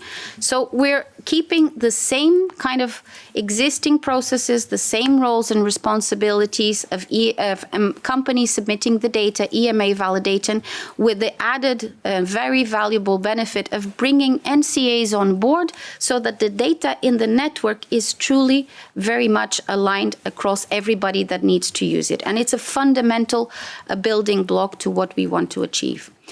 And with regards to the future, well, the future, as I mentioned, is that we want to submit the data once in one central possibility, one central channel, and that data being reused, checked, managed during the different regulatory procedures. Of course, if the data is the same data throughout and checked during regulatory procedures, our job at EMA is very likely to change. So we hope that we would have to do a lot less validation. Our role would evolve more into just oversight, making things the data is flowing, coordinating any issues. And of course, we're still here to validate, to provide support on behalf of NCAs or companies that need that support and cannot do so themselves. So the good thing is we are on a journey. We have a series of steps of how we can gradually and slowly align the data across 27 countries in the EU network to build this shared, trusted repository that everybody can reuse throughout the different regulatory procedures. So the motto is data quality, building the strong foundations, having shared data, and most of all, a seamless continuity. We're not necessarily putting something massively new. We're just refining and improving the experience that we've built together as a network over the many years of managing product data. Now, to finalize, how are we documenting this? So where are you going to find more information? You've heard from Dino that under the umbrella of the ROG, there was this first feasibility study. Can the NCAs validate the product data, align the product data, what challenges they would find? Would it be feasible? And they're now at the stage of documenting that to present at HMA a series of recommendations. And you already heard today the recommendations put forward in terms of how feasible it is and how NCAs can start validating subset 1. Now, in terms of how we manage data quality, the idea is to have one comprehensive document that we would call the PMS Data Quality Framework. And in that one document, you would find everything you would want to know on data quality, from what is the process to submit, to validate, what metrics you would use to determine whether this field is of good quality or not, what would you expect on specific fields, but also in terms of how you would double check and monitor that data quality. So there's an element of dashboards on public transparency of these metrics around data quality. So PMS, Data Quality Framework, the document to look anything that you might want to know on how do we manage data quality. Now, there's a second set of document that we call it the network working arrangement. So this is a document that's being discussed under the umbrellas of the network data steering group. And in this document, you would see what is the short-term approach to data quality as well as what is the long-term approach. And this long-term approach, many people have called it this target operating model. We would find details on the process, but the difference is in one place, in the working arrangements, you would have just also all the details around PMS. So the idea is that this would be a one place, short enough to find anything about how do we manage data quality, what's the roles and responsibilities of companies, NCAs, EMA, what is the overview of the process, but also what is the security and access policy, who can change what, how are we implementing this. So the idea is that instead of browsing through many documents like you can do today in the EU implementation guide where you have chapters for different aspects, in one place you would have the strategic principles outlining how the network would rearrange around data management of product data for the network. And last but not least, we've often talked about this target operating model. So the vision stays pretty much the same, and it's generally understood as structured product data being reused across as many regulatory processes as possible. But Rome wasn't built in one day. You'll also hear from Anne-Marie that it's not likely that we have all the systems aligned in 1st of January of whatever year. So this will be a gradual journey. So we keep calling it as a target operating model because slowly but surely we are building and bringing more processes on board until we can really reuse the data throughout as many, if not all, regulatory processes as possible. And of course, with each of these processes being onboarded, we foresee that there will be revisions of the different arrangements that we may have put in place in the meantime. So overall, you will find different artifacts. You already have a wealth of guidance that Veronica will also allude. In addition to the EU implementation guide, to the different more technical, more business-oriented guidance, the network is mobilizing to adopt these strategic papers. One that mostly addresses the data quality aspects. How do we manage? How do we improve it? What are the roles and responsibilities? The other one that sets in one place the principles of how the process, the different stakeholders would interact to provide a good and solid product data management for the network, on top of everything else that we have built in the past. And with that, I think this is where I hand over back to the chairs. Thank you very much. Thank you. Now we're very much, so thank you both to Dino and to Isabel for some really helpful presentations. I hope you understand that we're building up during the course of the morning to a comprehensive view on where we are and where we're going. So these are different slices of the pie, if you like. We've got time for a bit of a debate and discussion. We've got about 15 minutes before our scheduled coffee break. So I'm going to start right at the far end in the terracotta shirt. Hello. Thank you for the presentation. My name is Elisabeth Godet, Vaccine for Europe. We heard about the value of working together with all stakeholders to meet the ambitious goals.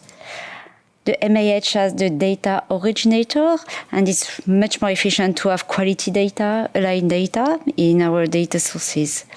And I'm very interested to understand what are the conclusions of the feasibility study when it comes to the inclusion of the MAH in the data qualification process. Thank you. Very interesting. I think we're going to have a number of questions about the qualification work. Dino, do you want to, and I think, oh, don't worry, you're not expected to have the complete answer, but I'd be interested in your perspective. And then I might get some of the other regulators to give a view on this point, because I think we are currently working on the working arrangements document and we haven't actually got that all finalised. But over to you, Dino. Yes, thank you for this question. I think the benefit in the end is really having high-level good data, and the benefit is really to also have, if we involve industry in this, to have understanding on the different operations that we undertake in NCAs and in the industry. Yeah, you have systems, we have systems. Data might not be aligned. Involving industry here for us is really working towards a common understanding of how this data is represented in the end. I don't know if this answers your question. If not, please repeat. Do you want to come back in?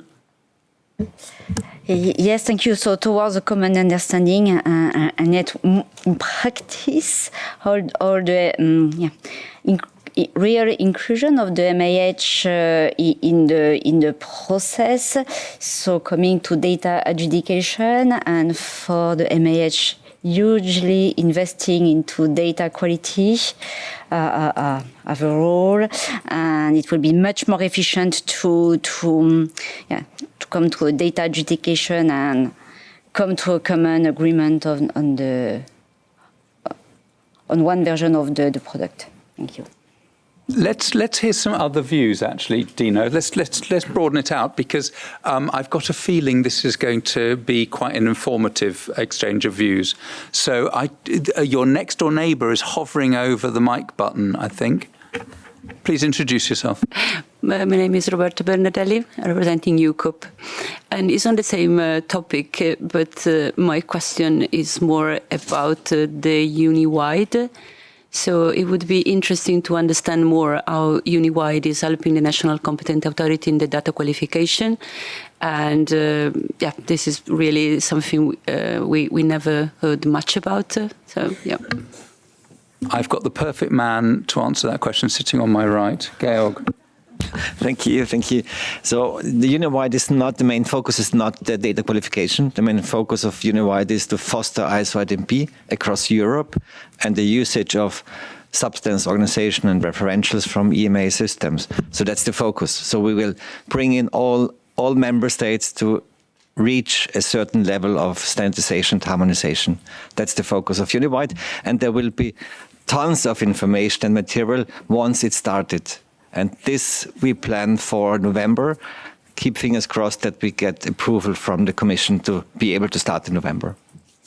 Thank you very much. So I have a follow-up question, because the first data set that the National Competent Authority will be focused on include data coming from the master data from SPOR, so the pharmaceutical form, active substance, is substance 3. So I was wondering, in this context, Uniwide will help with solving issue related to this problem that we can have with the data quality. So I think so, yes, because Uniwide, we want to make sure that we all use dictionaries and list of values and do the mapping to correct terms. So this will be the foundation to have a proper qualification process, yes. Other comments, questions, short, succinct speeches? Go for it, sir, on the left. Introduce yourself, please. Remco Munich on behalf of Medicines for Europe. Data qualification, maybe one question with data set number 3, because I mean, I understand the problematic things of substances, right? I think as industry we have cleaned our substances. I think in EU we have done a significant task of setting up EU SRS, right? SMS, the S from SPOR is substances. So I just don't fully understand, why is subset 3 qualified as XEVMPD has to be decommissioned before we can clean our substances? Because I think we can do that right now. And in addition, just an offer, I mean, industry, we have been on this journey for cleaning our data.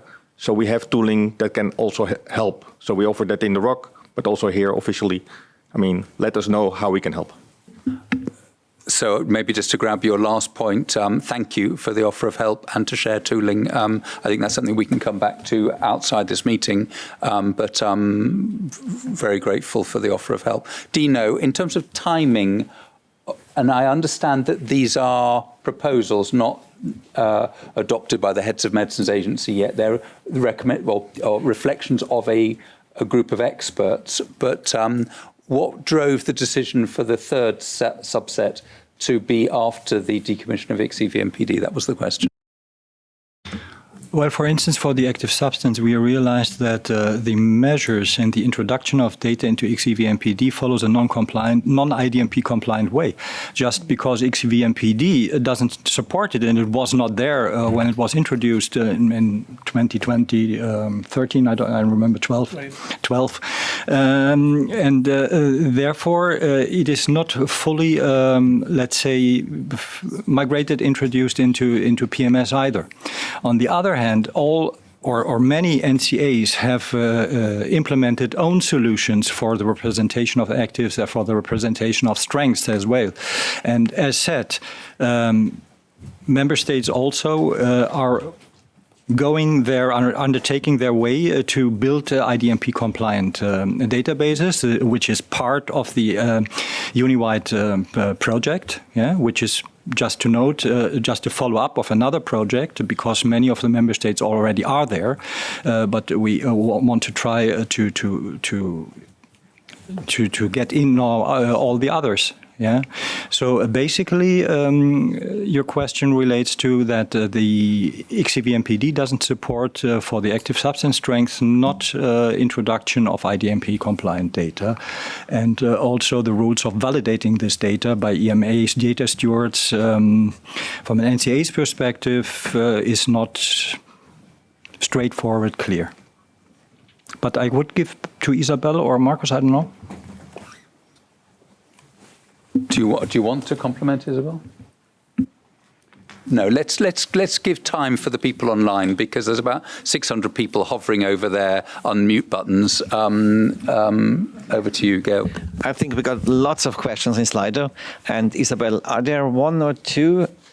Yeah, I can actually. Perfect. The second most voted questions is regarding, I think here in the room we have also asked about this data qualification process.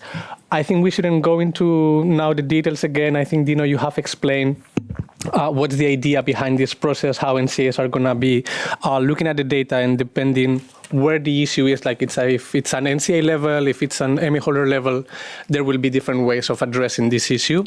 But I think there is a question mainly maybe for Isabel, and it's regarding if you can share some examples of how high quality data will improve regulatory decision making. So I don't know, for example, in ESMP, how having high quality data can be used, or maybe to share data among countries. If you have any example of how this data can be used, that maybe it's appreciated. Again, as I mentioned, high quality data has different meaning for different people. Let me illustrate very concretely what's happening today. Today, the agency is already doing some practice tests for this vulnerability assessments, a pilot, I don't know what they formally call it. The reality is, for a set of products, they've selected a set of companies, and they're collecting the manufacturer data, the package data, the supply, the demand on big Excel spreadsheets.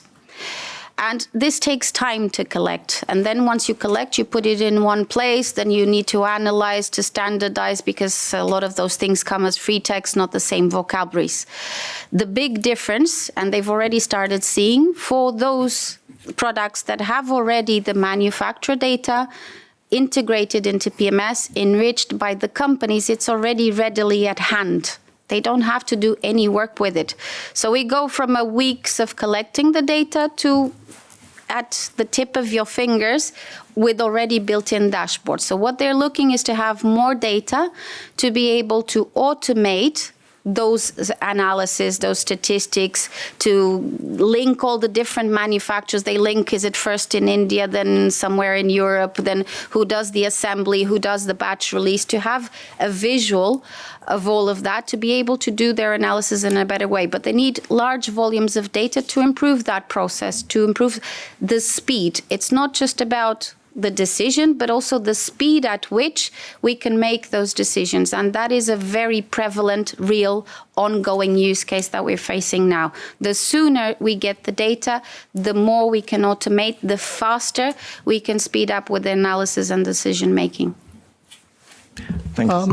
Yeah, sorry. No, because there is another question I think is related to one of the use cases. There are actually several questions. Is related the optimization of the type 1A variations. I think if you can maybe reiterate the message that this is under discussion, this is not happening yet, because we have a couple of questions related to how this is going to be managed. So yeah. The type 1A variations, just to repeat, it's a discussion that is ongoing under the umbrella of the regulatory optimization group with consultation of CMDH and EMA and other parties as well, and industry. Nothing has been formalized as what exactly the process is going to be. So we don't have details yet to share what exactly is in scope, which variations and which steps you follow. We're still defining that, and when we have something concrete, we will share. But I think there is a wide acceptance, if I can look around the room, that is a good opportunity, and I've seen willingness and momentum to use this opportunity to simplify the burden to everyone. And I can hand over to Marta and somebody from the ROG. Yeah, so thank you and good morning to you all. So I guess from the CMDH perspective and also looking a bit on the NPL. So NPL will facilitate our work, regulators and industry, and it will make possible that these changes in the marketing authorizations are dealt in a more pragmatic way, let's say. So we are trying to observe. So in this case, the pilot will for 1A is only referring to centralized procedure, but we are observing this and also trying to take some lessons for CMDH also to look and also for member states to take into account. So for now, that's it. Thanks. Thanks, Marta. Thanks, Isabel. We have 1 minute left. Markus, is there one urgent top priority question, Slido? No, the top priority was related to the qualification process, and so I think this has already been addressed Perfect. in depth, so yeah. Then, Peter, I think we make a short sum up of this. Well, I'm not sure of a summary, but I can just sense a kind of lack of ease in the room, and I want to try and soothe you a little. Okay, and I'm serious, because there were a lot of questions about the qualification. Just firstly, an anecdote, hopefully to make you smile. I was the business owner of ICSI VMPD when we went live in whatever it was, 2011, and we, for the first time, imposed on the companies to submit structured data. And I remember going to a Medicines for Europe meeting in London, and it's the first and only time in my entire career that I have felt physically threatened. There was so much, and I'm serious, there was so much anger in the room about imposing submitting data on the companies and the burden it was going to create that I really did feel quite, nobody actually physically assaulted me, you'd be pleased to hear. And then it was a huge pleasure about a year later when we were able to give the benefit back to industry of no longer having to do variations for qualified person for pharmacovigilance, location of the pharmacovigilance system master file. I have huge expectation that with the new pharma legislation and the enabling text, we will be able to find lots of simplifications for the industry, particularly in terms of do and tell type variations, where it'll be done essentially through master data. I mean, that really has got to be the future rather than administrative burdens and individual applications to multiple authorities. The other thing I wanted to say is just to come back to this concept of using master data for specific use cases. And we've heard from Dino and from Georg to some extent about this qualification work that a subgroup of the regulatory optimization group have been doing. And it is clearly very important for the national competent authorities if they want to use PMS for their national regulatory procedures, And also, we heard at the Network Data Steering Group a couple of weeks ago, it will also be important once the European health data space goes live that the public data on PMS are not contradicting public data from a national regulator. So that doesn't mean that the data submitted by industry through a FHIR message, one single submission, once only, and then updated over time, is not the definitive data submitted by the industry. But it does mean that then you have different data products for different uses and so on. So I think we will be able to resolve this.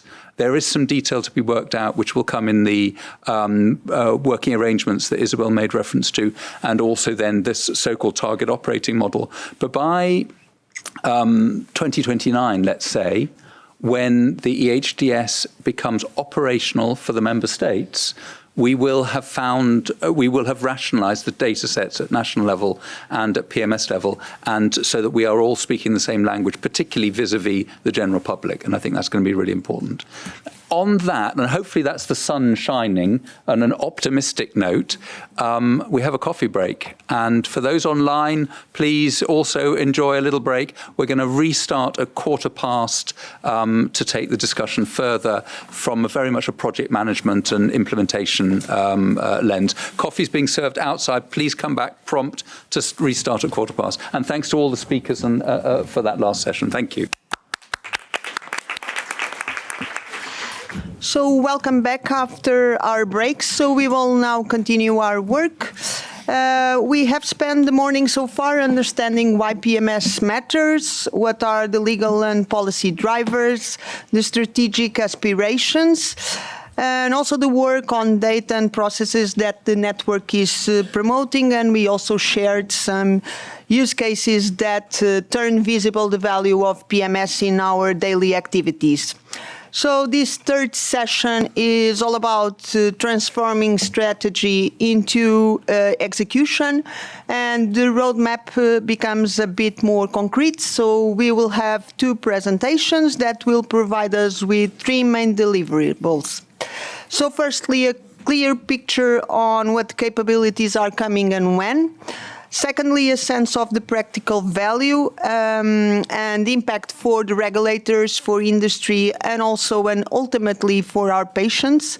And thirdly, practical guidance on how stakeholders should be preparing, what is expected, by when, and what support is available. So I now turn to my co-chair, Zaid, who will present our speakers. Thank you. Thank you very much, Marta. Just to add that we are very pleased to have some great speakers who are driving, in fact, this implementation from the inside. So let me introduce you to Anne-Marie van Nederkassel. Anne-Marie is the value stream owner for the largest value stream, the one on product lifecycle management, and she will guide us through a broader implementation roadmap. The other speaker, I thought we needed the previous slide, if possible. Can we have the previous slide? Yes. Thank you. And so the other speaker is Veronica Lipucci Di Paolo, beautiful name. She's the PMS product owner, and she will explain the practical implications, the business value, and what stakeholders should expect in 2026. Now, you are fully caffeinated, and these ladies are experts in simplifying the complicated, so we are all set. Over to you, Anne-Marie. Okay, thank you, Marta and Zaida, and good morning, everyone. I have the pleasure today to walk you through our PMS roadmap. And the PMS roadmap tells the story of how PMS will become our shared repository for trusted data on authorized medicinal products, which we aim to realize in 2029, as well as for products under development, which we plan after 2030. Our roadmap goes from 2026 to 2030 and beyond, and we have organized it across 4 work streams. The PMS use cases, you've heard several already. It's centered about data. I will talk about processes and IT delivery to deliver this roadmap. On the top of the roadmap, you see our drivers. They set the direction of travel and as well the key milestones we want to achieve as a network. And the 4 work streams will then reflect the concrete actions we take all together to get there. In 2026 and 2027, our goal is to build the foundations of PMS, as said before, in collaboration with the network. And you have heard examples of such collaboration already from Dino and from Isabel on how we will qualify PMS legacy data and on PMS use cases. Then in 2027, we aim to decommission the SciMed database for centralized authorized products and use PMS instead.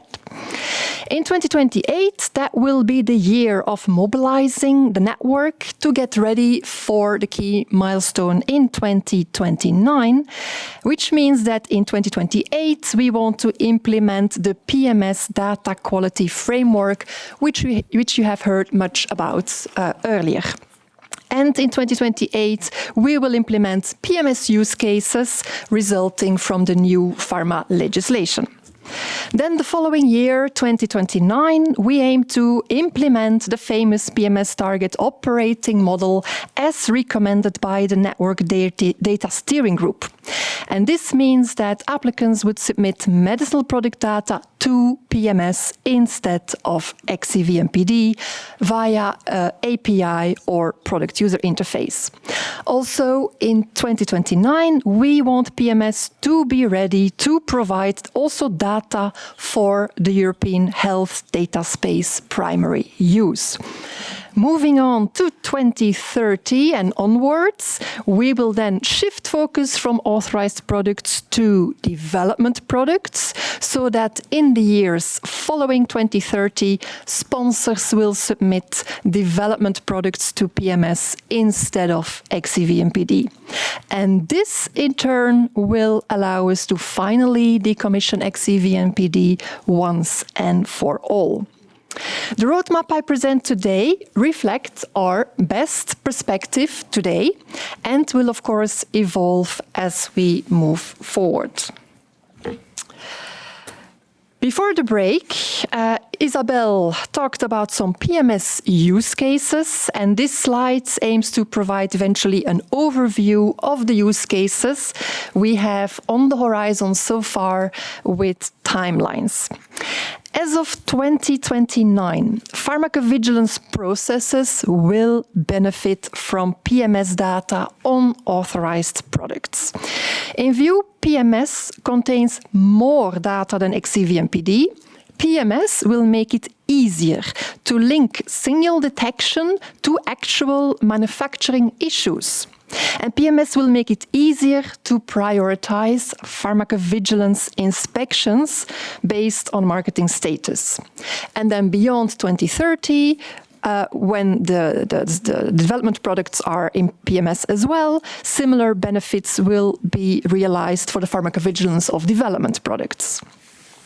PMS also supports regulatory procedures. That's actually already today, but as of September, EMA will manage all main regulatory procedures in a system called IRIS, which in turn gets data from PMS, and this will bring huge efficiency gains here for centralized products.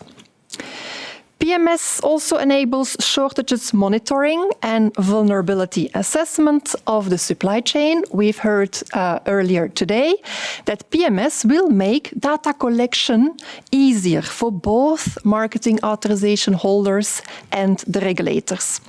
For this use case, it is important that marketing authorization holders enrich PMS, of course, and enrich PMS timely with manufacturers and packages.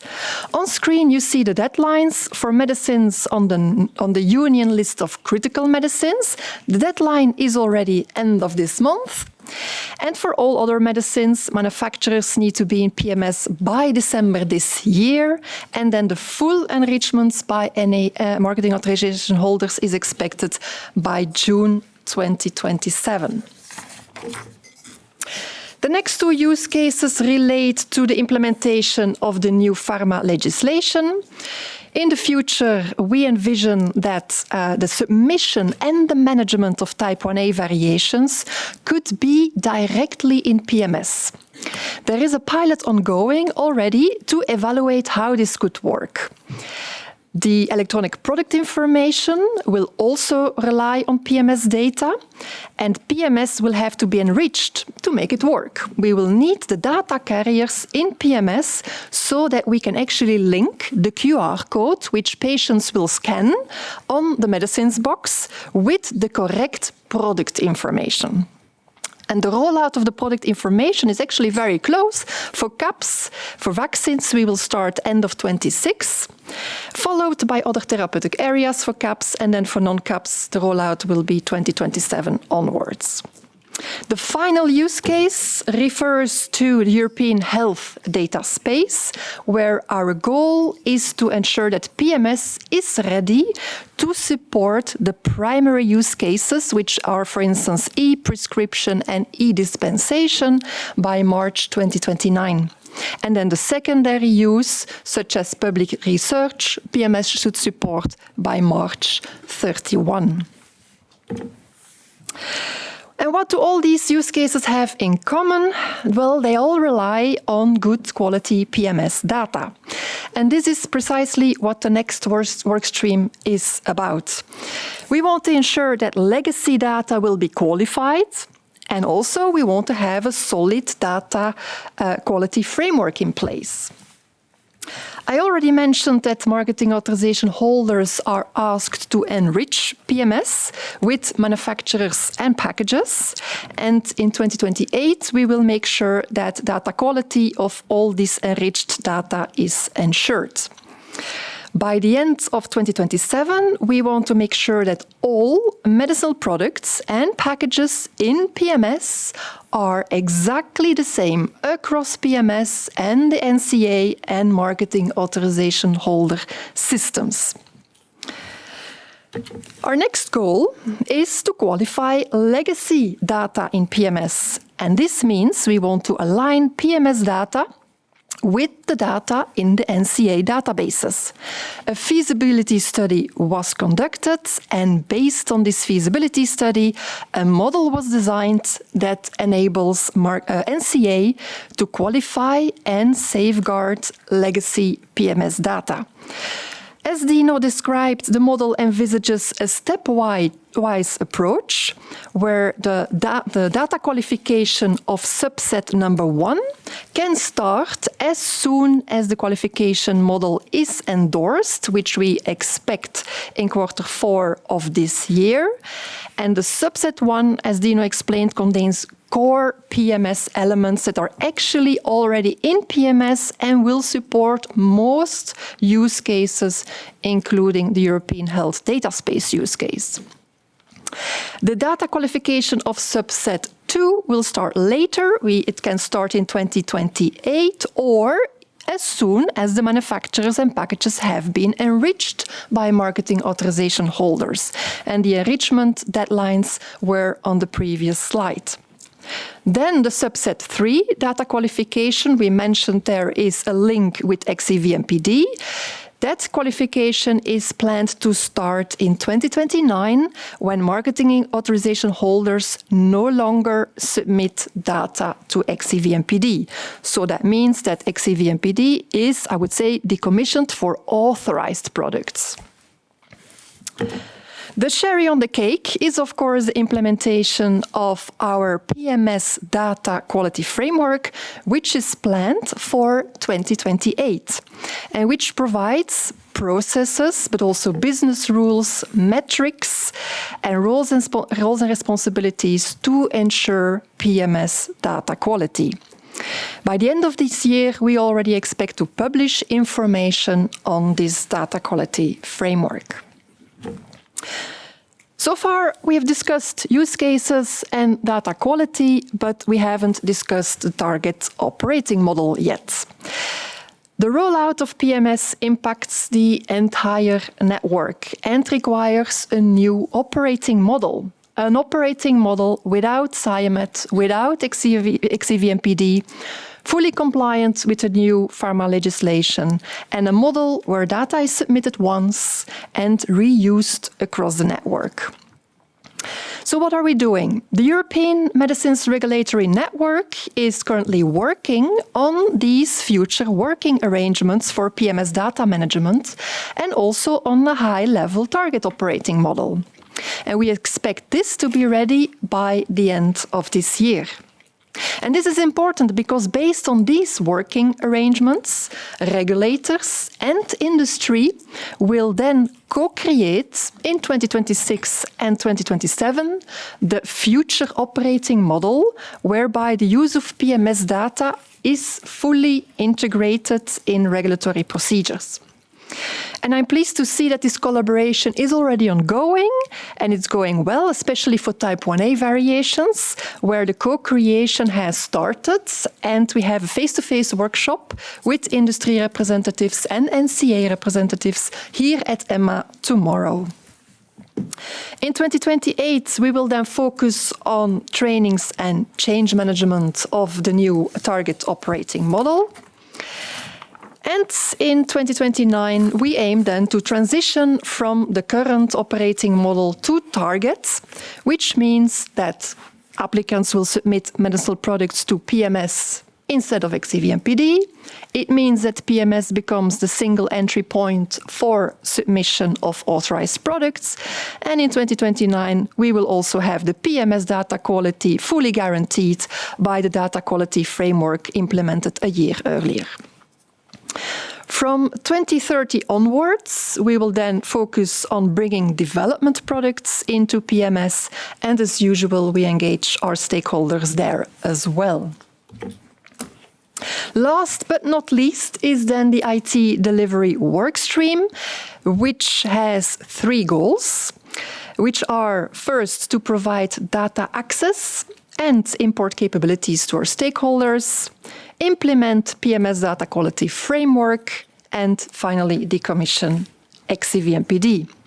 So let's look at the first goal. And you know that today the public can already view PMS data via the product user interface. And this month we will release a public API which provides also machine-to-machine access to the public PMS data in addition to the web interface access. We call this beta release, as we will monitor who will be using the API. We will also collect feedback from users whilst we continue improving PMS data quality so that we then conclude this rollout of the public READ API in 2027.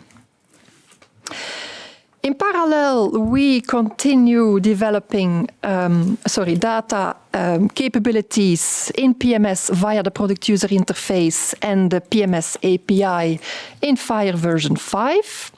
And by mid-2028, we aim to have the right capabilities in place for all medicinal product data fields well in advance of the 2029 milestone when applicants will be asked to submit medicinal product data to PMS instead of XCV-MPD. Then from 2029 onwards, we expand PMS right capabilities to development products as we work towards our next milestone so that sponsors will be able to submit development products to PMS sometime after 2030.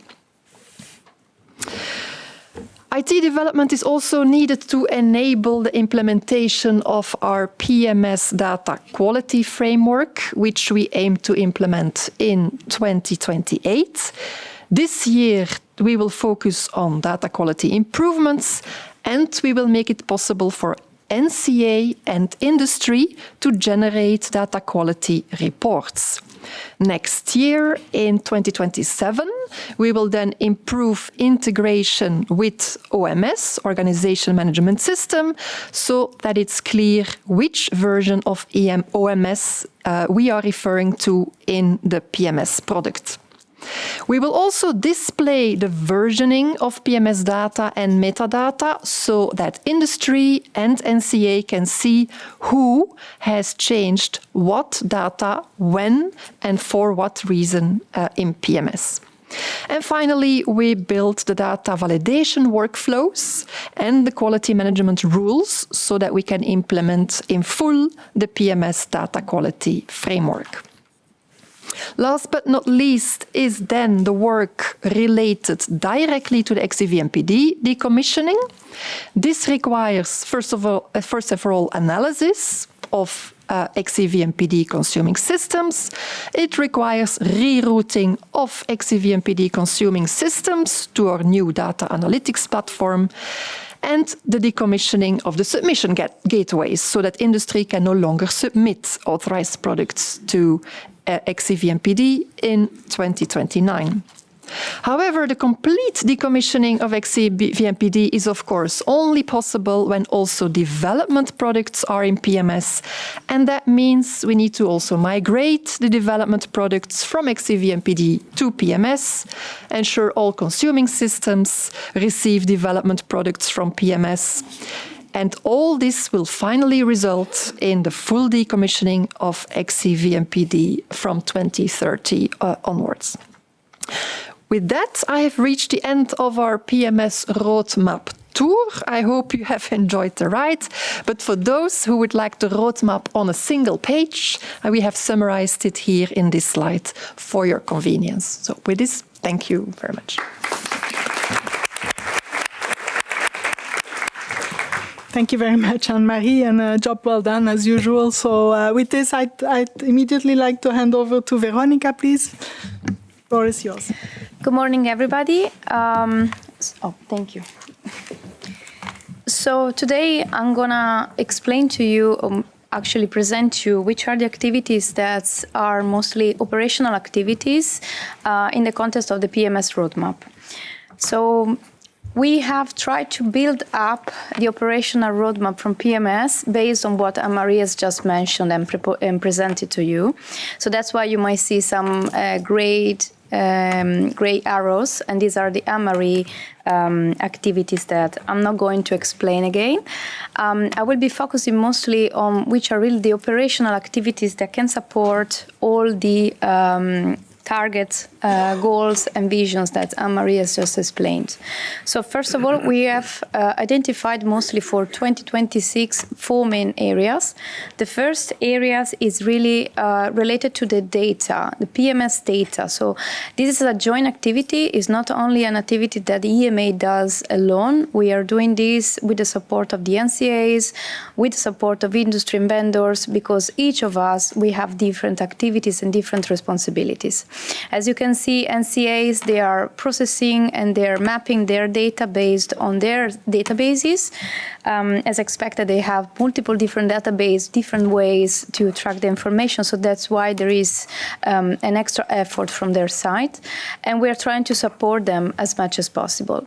From MAH side, you also well know that there are some timelines, some specific data sets that we have enabled you to submit for all the scopes that Isabel and also Anne-Marie have just explained. ESMP, shortages, and also PLM, EAF, reuse, etc.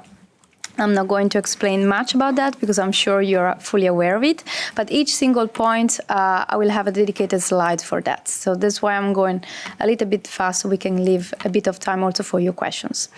The second aspect is the third aspect is the process side. So is the pink area. So as you can see, there is a lot of work that we're planning to do and to cover in the 2026, and hopefully we will be able to close most of the tickets that we have from ServiceNow that you have been opening. So for us, it's mostly reviewing entirely the whole process that you have for you to create a ticket, for us to reply, and also strengthen a little bit more the whole guidelines, the SLAs for answering tickets, because we are aware, we are a small team in PMS, so we're doing our best to cover all of these aspects, but we are aware that sometimes we need to improve. So that's why 2026 for us is the year year of reviewing, refinement, and improving even the transparency with all of you externally, but also internally.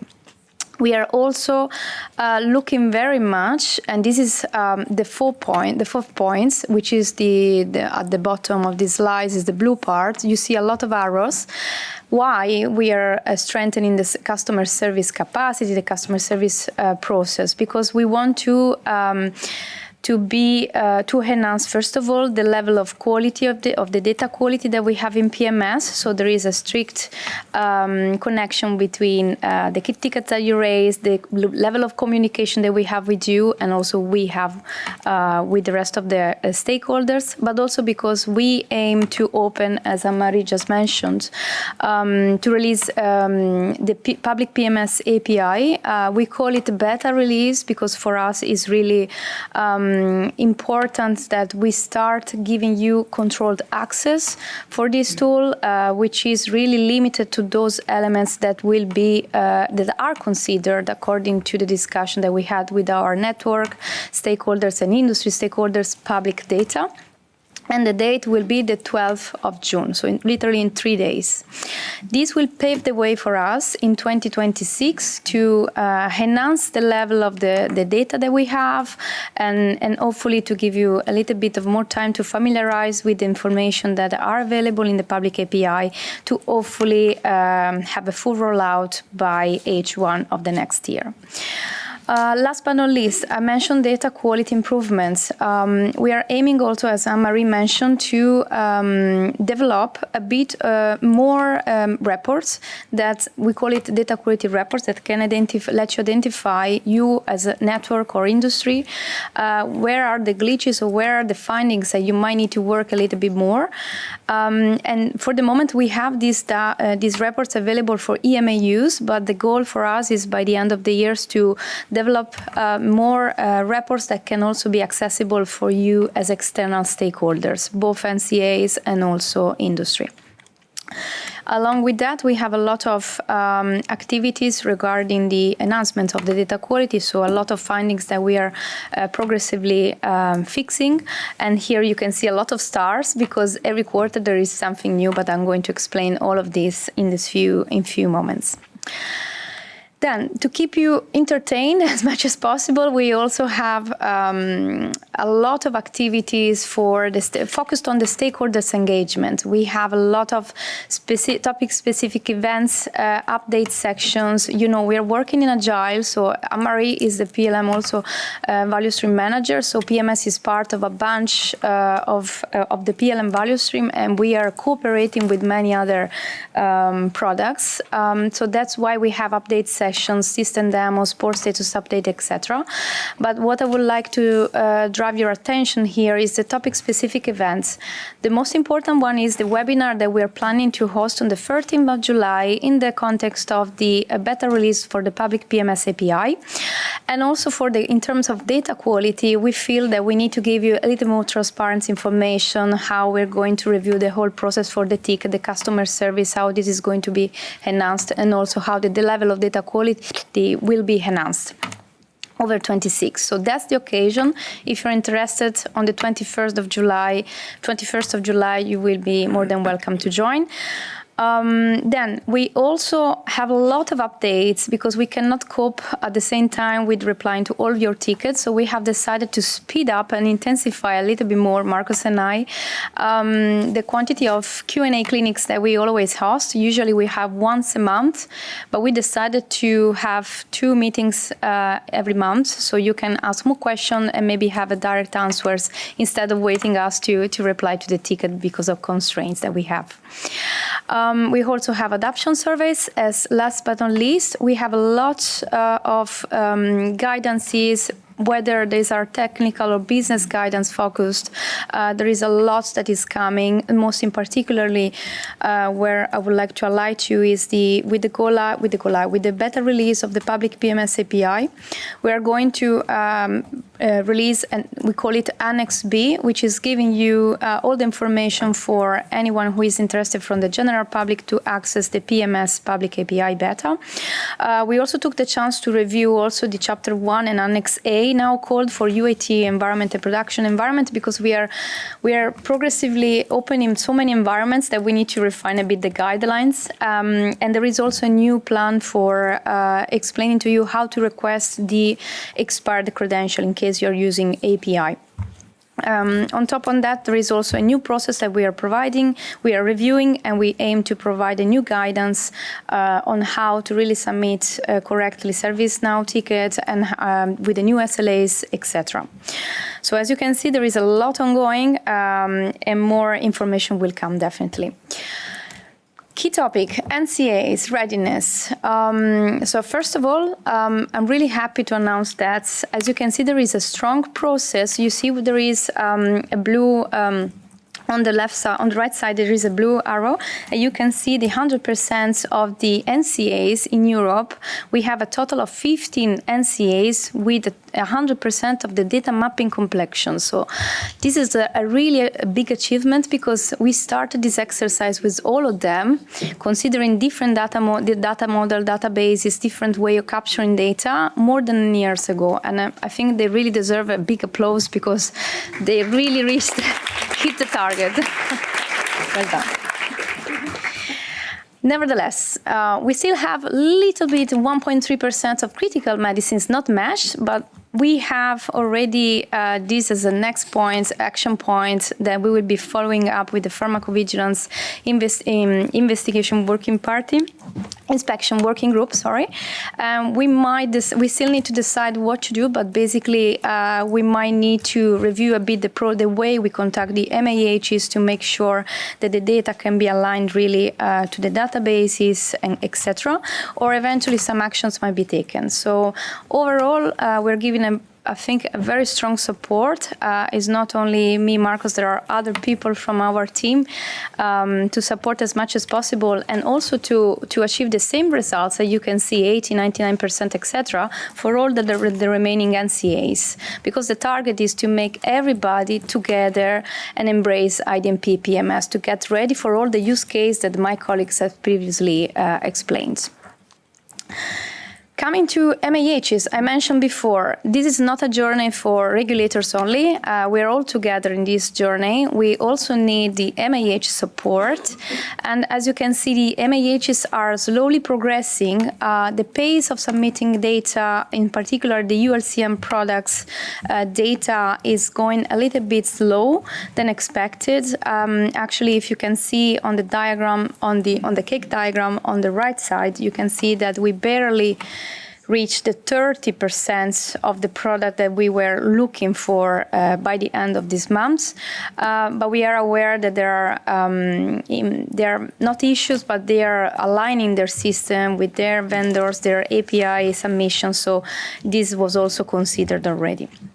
I would like to kindly remind all of you colleagues, even the colleagues connected online, about the deadlines.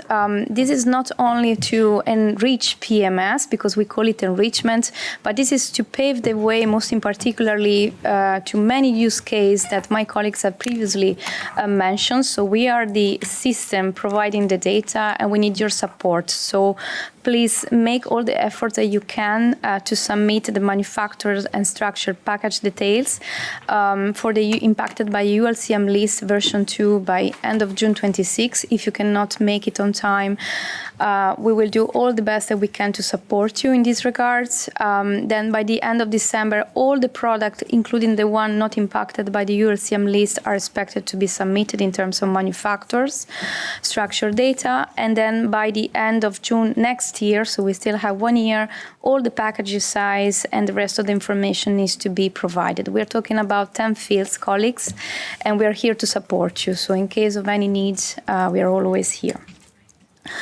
Now, customer service, one of the most interesting topics that we care about also for 2026. I mentioned before that we need to improve the way we provide a customer service, so the way we handle tickets. When we went live in 2024, we didn't expect so many tickets to come, so we tried our best always to cope with the amount of tickets. We realized, and we are doing since last year, an activity to increase the customer service capacity. At the moment, colleagues, we have a backlog. We're totally aware of it. We are doing our best. There is just one FTE behind that, so for me, it's already a lot of achievement for this person, but we are increasing the capacity, so more people will come to support us on the PMS ServiceNow team. The people will have to be trained, finalize the recruitment, and then onboarded, and we do expect that we can start seeing more tickets decreased by October. So between May and October, we have this time to train all of them, make sure that they can understand how all the PMS system works, etc. So then we can start reducing the backlog of all the tickets that we have. And hopefully give you more transparent information on how the things should be, how these are fixed, the timelines, etc. So it's really needed. An extra activity is regarding the improvement of the whole cross-team processing of tickets. PMS is not standalone system per se. We are interconnected with so many systems that we need to have in the back, and you don't see when you open a ticket, but the ticket might take time because we have to consult multi-teams across EAF, EPI, or IRIS. It depends really where the issue is. So that's why it might take a bit. We are aiming to improve to have a faster triage, faster ticket alignment, prioritization, faster allocation, etc., in order to speed up all the activities that we have behind. I mentioned already ticket backlog is a big elephant for us in the room. We need to clean up all the backlog, and that's why we are improving all of this process and increasing the capacity. We also create new guidelines for, first of all, us internally, but also for you externally colleagues. We decided to create a specific guidance on how to submit tickets, which are the SLAs, which is the process behind, because we feel that you don't have the full visibility of all the systems that are connected and all the team. So that will support you, also hopefully help you to create the correct ticket, because I still see ticket wrongly submitted, and this delays the whole process for the investigation. Even when duplicate tickets are open, these don't speed up the work, actually, they actually delay the work because we need to find the correct ticket, which is a duplicate. So this is mostly what we're planning to do, and you can see for each quarter we have a specific activities to focus on in this context. Last but not least, data quality priorities. We have, since the go live and since the different release, we have identified we call it high impact enhancements. So where we decide to focus first to make sure that we can reach the highest level possible of data quality and data flow. So we are trying to focus this. You might have heard, if you pay attention to Isabel's presentation, she has spoken about the priority use case, new pharma legislation, shortages, also the primary use case in the context of the EHDS. And all of these bunch of fields that you have seen in Isabel's presentation, and you have also noticed probably in Dino's presentation, there is a reason behind. We have decided to prioritize all the issues, all the findings that we have identified, and you're also raising in tickets in group, based on this type of elements. So all the issues that are findings that are identified in this specific set of fields, they will get the priorities, because we need to clean up all of this information and all of this data and make the PMS, even the public PMS API system, a trusted source of data. So that's the priority that we have for the moment. There is a strategy behind, and this is where you can see the applied strategy. So we have the flow that we have decided that we usually, the good behavior is always to fix the technical findings first. So the root cause that we have identified and been able to investigate, it has to be fixed, and the resolution of the bugs that we have connected to that. Once this is done, we move to the data fix, data correction. So all the products, and here it's key for all of us, all the tickets that have been open impacting exactly the specific findings will be closed in grouping, in benches. So that's why you might see that we are not prioritizing other issues. And then we keep an eye and we monitor with new dashboard and with new reports the remaining of the findings that have been identified, just to make sure that it doesn't happen anymore. Every quarter, you see, we are going in priority-based approach. So quarter one, we've been focusing on the addressing the missing emerged packages due to transfer. Then in quarter two, we have been focused on the correction of the duplicates of non-centrally authorized products. We still have a bit of duplicates to clean up, so that's why you might still see your ticket not be handled or closed. That's the reason why. In quarter two, still running until the end of the month, we will be focusing also on resolving the data synchronization issues that we had for CAPS, so SIAMED, XVMPD, PMS.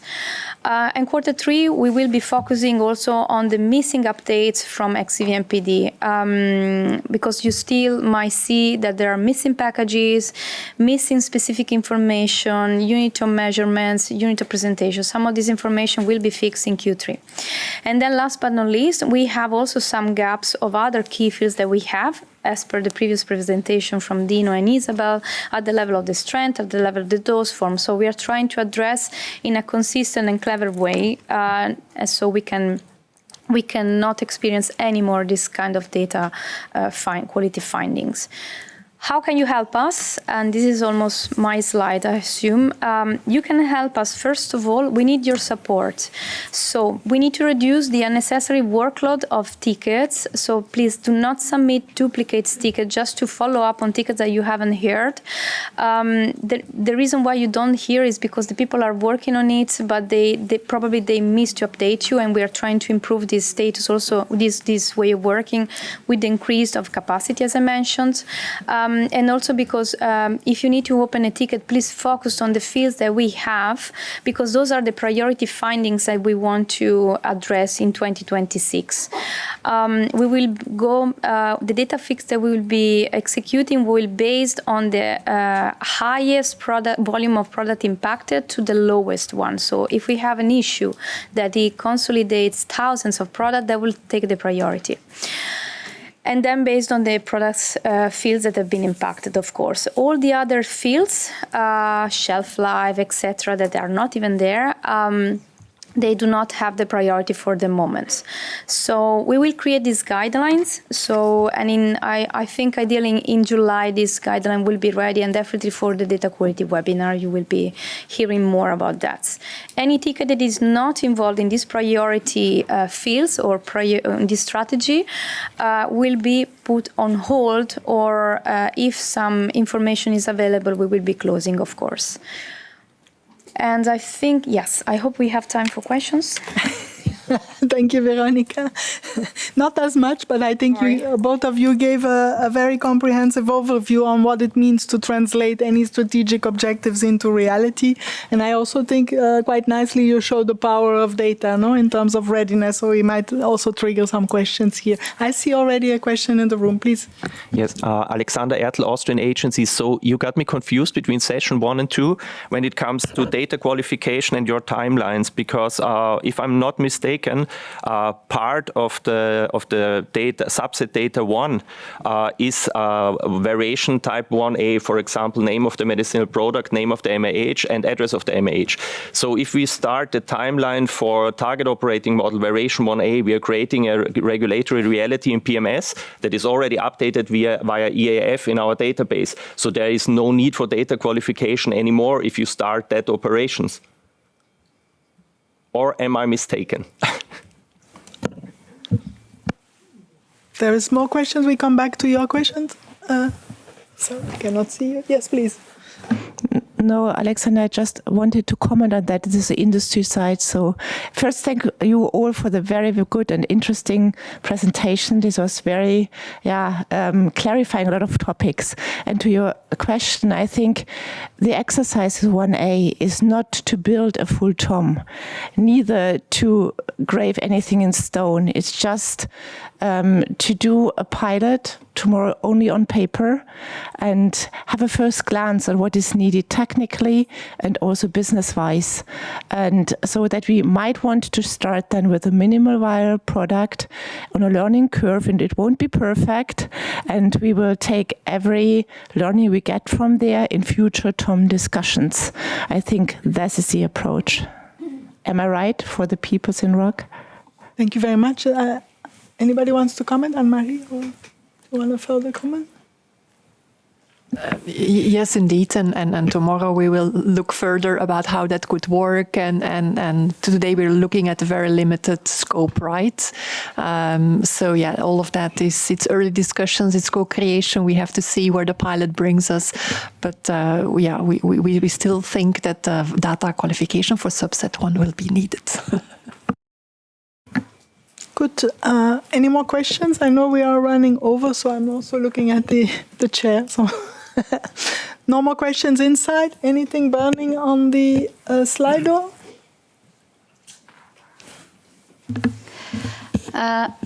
There's a few questions in Slido, and of course we don't have time to go through them, but maybe this one is for Veronica, because I see a lot of questions on the enrichment still, which is ongoing, and a few of them alluding to the manufacturing authorization reference and the dates. So I wonder if you can share any recent discussion on that with a wider audience listening online. Yes, colleagues, I also saw this question. So fresh from the press, in PUI, the business rules from Chapter 2 for the manufacturer data sets, specifically 2.6, 2.7, and 2.8, have been implemented without the filter. So for those companies who still need to submit the information, but this submission is prevented because of the business rules, please be aware that for the moment you can submit the information. We will be publishing an updated version in 24 hours, basically, of Chapter 3. You can keep on going with the submission. You can enter for the moment as a manufacturing authorization reference number 5x0 and the date, effective date 01/01/1999 as a let's say dummy data, and as manufacturer business operation medicine regulatory agency organization, you can enter EMA. But don't be worried, because in literally 3 weeks we will be applying the filter, so these fields will become optional again, and we will be cleansing all the data that you have been submitting in these 3 weeks. So we do apologize, but we have a backup solution for the moment. Thank you. Thank you very much. I think this closes the session. So big thank you to the speakers and to co-chair Marta. We are ready to move on to the next session, which is from build to public healthcare benefits. And I have the pleasure to hand over to Pelle Persson and Hilmar Hamman. Over to you. Thank you very much. Oh, yeah, I'm happy to announce that now we're in the sprint of the morning marathon, so to say. We've covered a wealth of information and insights on the vision, the strategy, the development, and the hard work that goes into PMS. We also heard about the sun and the tree. Thank you for that, Zaid. And ultimately, the success of PMS will not only be measured by how well we nurture the tree, but by the fruit it bears. So through the PMS API, and the PMS tree can spread its branches further, enabling trusted data to reach healthcare systems, researchers, developers, and public-facing services, thus bearing fruit well beyond the regulatory operations. So, to take us from build to broader benefits and from theory to practice, I'm delighted to hand over to Marcos Fernandez-Gomez, PMS product owner. So thank you, Pelle. I think before we go lunch, I think I'm going to try to give you a bit of a more practical session with a bit of more practical information. So I think throughout the day, we have been hearing about having public data available for the network. We have seen that there's going to be many opportunities if we release this public data. So not only for regulators, for example, where we can have this reliance, right? We have several competent authorities outside Europe that trust the data that has been authorized here in order, for example, to assess faster some products. We also see a benefit of having public data to simplify processes, for example, around defalsified medicines and EMBO. If we are able to have packages outside with different IDs that EMBO can use, we might be able to simplify those processes. We also see a use case and a benefit on software providers. So we see them as catalysts of some innovation. They can create different services that can add value to the data that we have in the public domain. Also, different speakers have already said and talked about healthcare professionals, patients, cross-border prescription and dispensation. So having public data available has a huge impact for these stakeholders. And last but not least, we also see a benefit on researchers. If we are able to put outside public data, those and EU-wide data, these data can be used for robust researches and analytics. But we already have some data that is publicly available, and I wanted to give you like a bit of an understanding of what data is already available and what amount of data we are going to to make available. So, you know, in the product UI, there is already, so everybody, it's publicly available. There is a search and a view capability for public product data. But you can see on the left side, that's the summary of the PMS data model. Only the things that are not grayed out can be seen in this report. So you can see, for example, the product name, some IDs, the authorized dose form, and the ATC code, and some information about packages, the active substance, and the country of authorization. What's the problem with this public report in the product UI? You cannot export it, you cannot download. You can just search, you can make searches, but then you cannot download the outcome of these searches. Therefore, there is no interoperability. You cannot reuse this data, right? With the public PMS API, the public will be able to search, view, and export all public data that we have in PMS. Therefore, there is this machine-to-machine interaction that allows us to get a significantly larger data set. So if you see now on the left side on the data model, the full data model is available, and you just see two red boxes that is what we consider confidential data. So it's mainly manufacturers and the strength of the excipients. The rest of the data, so it's a significantly big data set, is going to be available. That improves the interoperability. People is going to be able to make analysis, integration, and reuse of the public data. Now, how this public PMS API will be accessible. So users will have to go to the EMA account management. You don't need to belong to any organization. This is free access, so no costs. After accepting the terms and conditions of use of the public PMS API, you will receive a set of credentials via email. And with those credentials, you can already start using the public PMS API. This information will be available later in the chapter 1. There will be an annex specific for the public PMS API. Now, you have heard already from Anne-Marie, from Veronica, this public PMS API release is going to follow a beta approach. So we will be releasing this PMS API in a controlled and collaborative approach. And this beta approach means a couple of things that you have listed here. So first of all, we have the control selection of available data. We have discussed with the network, with NCAs and with industry, what we consider public data. In Annex A of this Chapter 5, you have an Excel where you can see what is considered public and what is considered confidential data. We are also introducing an access control. So we are able to monitor and oversight who is accessing the data. And if they call the API, for example, or if there is a misuse of the API, we can restrict the access of these people. There is also an explicit acceptance of the EMA's API general terms and conditions of use. So that means that these terms and conditions of use covers a specific aspect about the purpose of the API, what's the source of data, what happens if there are discrepancies between what someone expects to be in the public domain and what is in the public API. We are releasing this in a beta approach because we want to collaborate with different stakeholders. We want to continue the collaboration with NDSG, with the ROC, with industry, with every stakeholder that is not here. So all in the public domain, we want to have a big collaboration for the public PMS API. And also, we want to monitor the data quality. We will have different ways to monitor the data and see we can go from beta to production.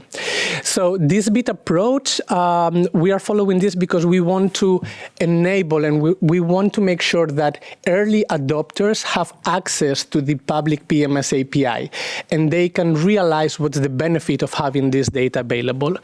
We also want everybody to start getting experience on this domain, how the data will look like, how the products are going to be updated, what information is available. And we also want to support the incremental data quality and the functional improvement. So, from the beta release to production, the FHIR and the API is going to remain stable. So, the FHIR version is going to remain stable. How the users can integrate their system is going to be stable.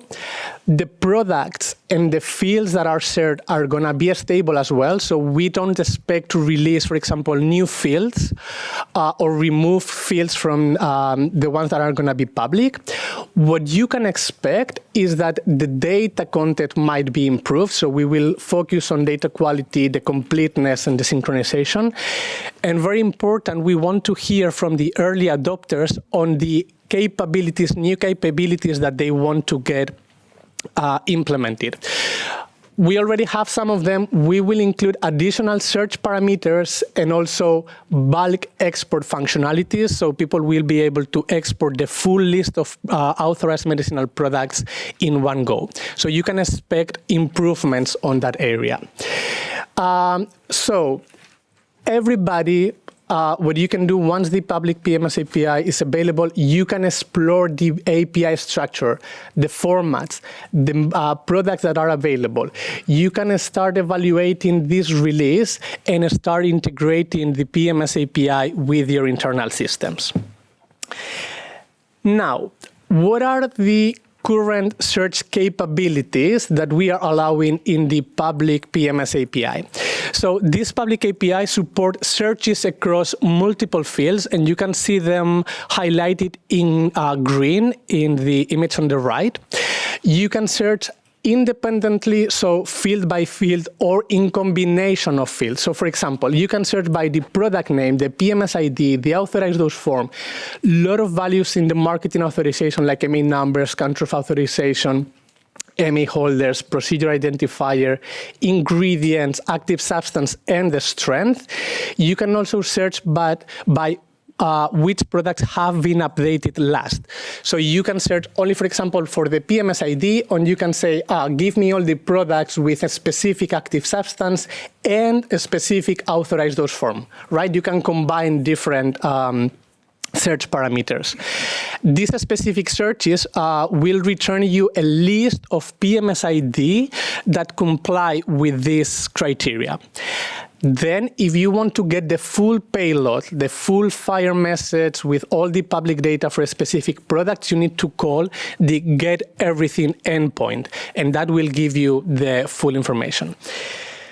I know that's a bit of a lot of words. I think the best way to understand how it works is by showing you an example, right? So I have this product, is Felcarit 100 milligrams tablet. It's authorized in Slovenia, and for this specific use case, I'm focusing on the 100 milligrams of flecainide acetate and the package, the presentation of 30 tablets. I would like to know, so I have this question, which products with this active substance are approved in EU? That means that if I go to the public PMS API, which I have somewhere, bear with me, here, this is Postman. We are using Postman to query our API. There are other systems outside. this is just an example. So as I said, you can search by different parameters, right? In this case, I want to know how many products in Europe are authorized with this specific active substance. So I will query the substance code. I need to know which is the SMS ID for this substance, and I will just query this information. The API is going to count how many products in total are compliant with this search criteria. In this case, I have 387 products in the public PMS API that are authorized with this specific active substance. I can do some visualization, so I can see, for example, the PMS ID with the product name, all these countries and different authorized dose forms. So I can see already a bit of information out of this query. Just 1 second. So what I know is that for this specific active substance, I can see different dose forms. So I can see products authorized for tablets, for prolonged release tablets, and also for solution for injection. What's the problem here? Different authorized dose forms have different indications and also different posologies. So I need to restrict a bit more my query. So now the question is, which products with this active substance and with this authorized dose form are approved in Europe? If I go again to the public API, in this case, what I need to do is I still query for the active substance, but I will add the authorized dose form. I need to know the RMS ID for tablets. So this query will tell me how many products or which products are authorized for this active substance and this authorized dose form. And I have 196 products in Europe. If I go again to the visualization, I can see that I have different products for different countries, but I also have different strengths. So in this case, I can see that I have a strength of 50 milligrams and a strength of 100 milligrams. So which products are authorized in Europe for this active substance, for this authorized dose form, and for this specific strength, which is the 100 milligrams? In this case, I need to upgrade or include the substance code and the strength. This is the way it's reflected. Everything is going to be explained in the technical documentation how you can make those queries. So in this case, I have 122 medicinal products authorized in Europe for this combination of data. You can see now that the authorized dose form is always the same, the strength is always the same. So I can say that I have these products. But now, okay, this is in Europe. I need to know in Spain and in Denmark which are those products that are equivalent to the one in my example. In this case, what I need to do, as you might already have guessed, is include the country. The country is, in this case, the region. I already have this for Spain. So if I make the same query, in this case, I have 7 products with these specific fields authorized in Spain. I have here the examples, this is the country, and the authorized dose form.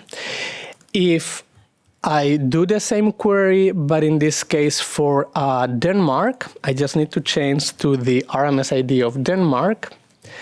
Then I will see that for Denmark, I have only 4 products authorized for this specific active substance, this strength, and this authorized dose form. So you see here, for Spain, we said we had 7. For Denmark, we have these 4. I want to go more into the details because I need to know which one is equivalent, an equivalent presentation, the equivalent package in Spain and in Denmark in case a patient needs this specific prescription, okay, for 30 tablets, 100 milligrams. Until now, I've been querying the search parameters But as I already explained before, what we can do is we can query the get everything endpoint. In this case, if I select a specific product from Spain, and I have the PMS ID here, if I query the public PMS API, I will have the Fire bundle with all the public fields. I will see, and we can go through it, I know it's a bit small, but we have, for example, the pharmacovigilance query information, the telephone and the email. We have information about the packages. I know that I have 2 packages with 2 EV codes. The domain is human. I know that the status is current. There is no additional monitoring, but it can be used in children because the pediatric use indicator is true. I have the classification, so most likely, this is the list for the ATC codes. So I have an ATC code that is going to be displayed here. 2 packages, as I said, with these IDs. The name of the product and the different name parts that are also public. I have a specific information about one package. So, for example, I can see that this is the package of 60 tablets, and the other one is the package of 30 tablets. I can see the indications, I can see the authorization status, so I can see a lot of information of this product. Just a small visualization that I'm able to do here in Postman is, for this specific product, I can see how many packages I have. I have 2 packages. For Spain, we are asking marketing authorization holders to provide in XBMPD what we call the Código Nacional, the national code. And this information is already here in the package description, so we know that this is a package with this national code for 30 tablets. This is the quantity expressed with RMS IDs, and then the status in this case is valid. I can do the same for another product in Denmark or for all the products in Spain. I'm not going to go there right now, but then with that information, I know that I have this product or this presentation authorized in Slovenia. An equivalent package is this specific one in Spain, and also that specific one in Denmark. So I'm able to retrieve all this information like in 10 minutes, and I've been doing it in iteration, like step by step. So in 5 seconds, I can have the full list of products that are authorized in Europe for specific substances, dose form, etc. Now, I know that in Slovenia, there are only 2 products that are authorized for this specific active substance. Let's imagine that if applicable, which other EU countries have equivalent products or comparable products? With these queries that I'm doing in the public PMS API, I could just say, okay, give me all the products with this active substance, this SMS ID, with this authorized dose form, and with, if I want, the strength. What I can do, what I can query is, and this is just a graphic that I've done consuming the data. So this is not part of the API. Consumers of the API will be able to create these visuals, but it's not something that is supported right now by the API. But I can have all this information. So I can see, oh, the Netherlands is the country with more products authorized. I can also see the amount of packages, and I can see where different products are authorized. I see, for example, that Slovenia or Iceland has less product, but Netherlands, Germany, and France have more products authorized for this specific active substance, etc. So with this information, and maybe the question that has already been addressed, but I think it's important, the beta public PMS API will go live this Friday. Everything, all the documents, all the technical specifications, how to query all this data will be made available on Friday. So please stay tuned. We will send emails and we will announce it because we think it's one of the biggest achievements of this year. So now next steps for the public PMS API and for the different consumers. So all the users are encouraged to explore the PMS API, make queries, consume the data, check how the structure of the message is going to be delivered to you, what's the format of the data, which products are available, with data, what data is available. Please also evaluate the beta release, start integrating your systems. If you think that you can benefit from the use of public data, start building your system so they can consume from the public API. It has already been shared but in July with the early adopters and with the registered users, we want to have an event, a webinar, because we want to collect feedback. We want to hear from you what is needed, what would you need, what would be nice for us to implement on the public PMS API. And then for the transition to the full public release, we need to evaluate by the end of the year, we will assess if we can transition to the full public release, and that will be announced via the official EMA channels.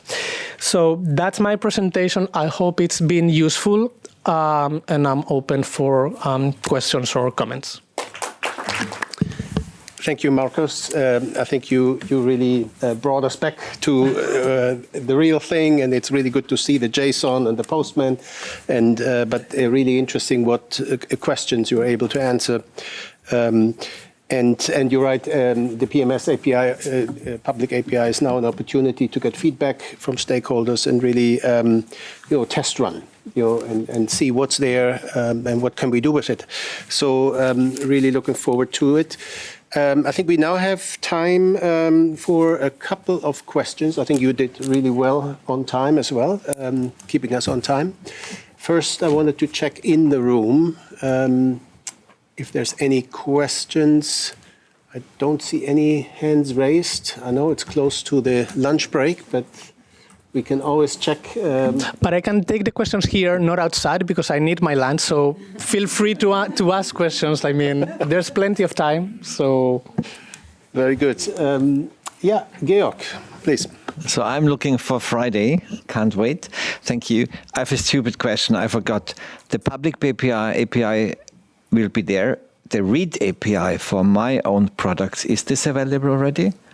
Yeah. Just it's what we call the restricted PMS API, and it's available for NCAs and for industry. So it's been there for more than a year. And that has more data than the public API? Yeah, so the restricted one is only available for registered users for a specific company. So you need to belong to a company or an NCA, and there you can see all the manufacturers, all the strength of the excipient, so all the confidential data is there. Perfect. Just to follow up, and all is in FHIR version 5.4? 5.0, yeah. Perfect. It's the latest version. Yeah. Yes, Marcos, since I cannot disturb you during lunch or last now, there would be a disclaimer that was set from the start as to the, did I understand correctly, on data quality? Because, I mean, from NCA's perspective, the biggest thing is if there's a discrepancy between public EU data and data we publish nationally from the NCA systems. Yeah, so I have explained that with this, when you request access to the public PMS API, you need to accept specific terms and use of conditions of use. In this piece of information, you will read that if, in case of discrepancies, NCA's data prevails. This is what we have agreed with the SMEs, so with industry and with NCAs, and that's going to be there. So we just addressed one because somebody was asking about how can I query my own products. So that's the industry and regulators dedicated restricted API. But so in case you want to query your specific product in the public PMS API, you can use the holder. So you can query by the log ID, your specific log ID, and that will give you the list of products that are available in the public API. You can use both. I think I'm going to merge two questions into one from different colleagues. So one is, will the data carrier be part of the public PMS public API, and will we be able to search on it? Sorry, what's the second? The data carrier and whether we'll be able to search on it, I guess, if we'll have a search option. So for the moment, there is no way to search on the data carrier. That could be one of the feedback that we can receive on this specific date on the webinar. And right now, I don't know by heart if the data carrier is a public. Veronica is checking, but it should be, yeah. So it's confirmed the data carrier is a public field. But for the moment, no, there is no possibility to query on it. So we're coming to the end of this session. There's also the opportunity to give feedback. I think this is the QR code. I think it was an excellent demo, so thank you, Marcos. And with this, I would like to hand the floor back to, or pass the floor back to Karl and Runa for the closing and the final reflections. Thank you. Thank you, Hilmar. I think it's been a very interesting morning. I've learned a lot, and I think there are a lot of takeaways here. We've been able to go from the tree and the sun to a marathon sprint now in the last, which I think is a very good metaphor. We started the session out with sort of having the helicopter view, the strategic outlook, why and how, sort of the legal framework and also the strategic framework with the tree and the sun. Then we went into the network alignment. We had a lot. We had practical examples there, which was very good on shortages and type A variation, and also sort of that this is a journey, a gradual journey, and also it's important that the NCAs, like me and others, look at the readiness and the legacy data that we have, and also the marketing authorization holders also. After the coffee break, we looked into the portfolio delivery, and sort of things got more concrete, which was very good. The roadmap became concrete with very good milestones and sort of practical values. And then we had the preview into the public access, and this is happening just now. So we are very timely in this. It's on the 12th, later in this week, and then next month on the 13th of July there is a webinar, which is very interesting also.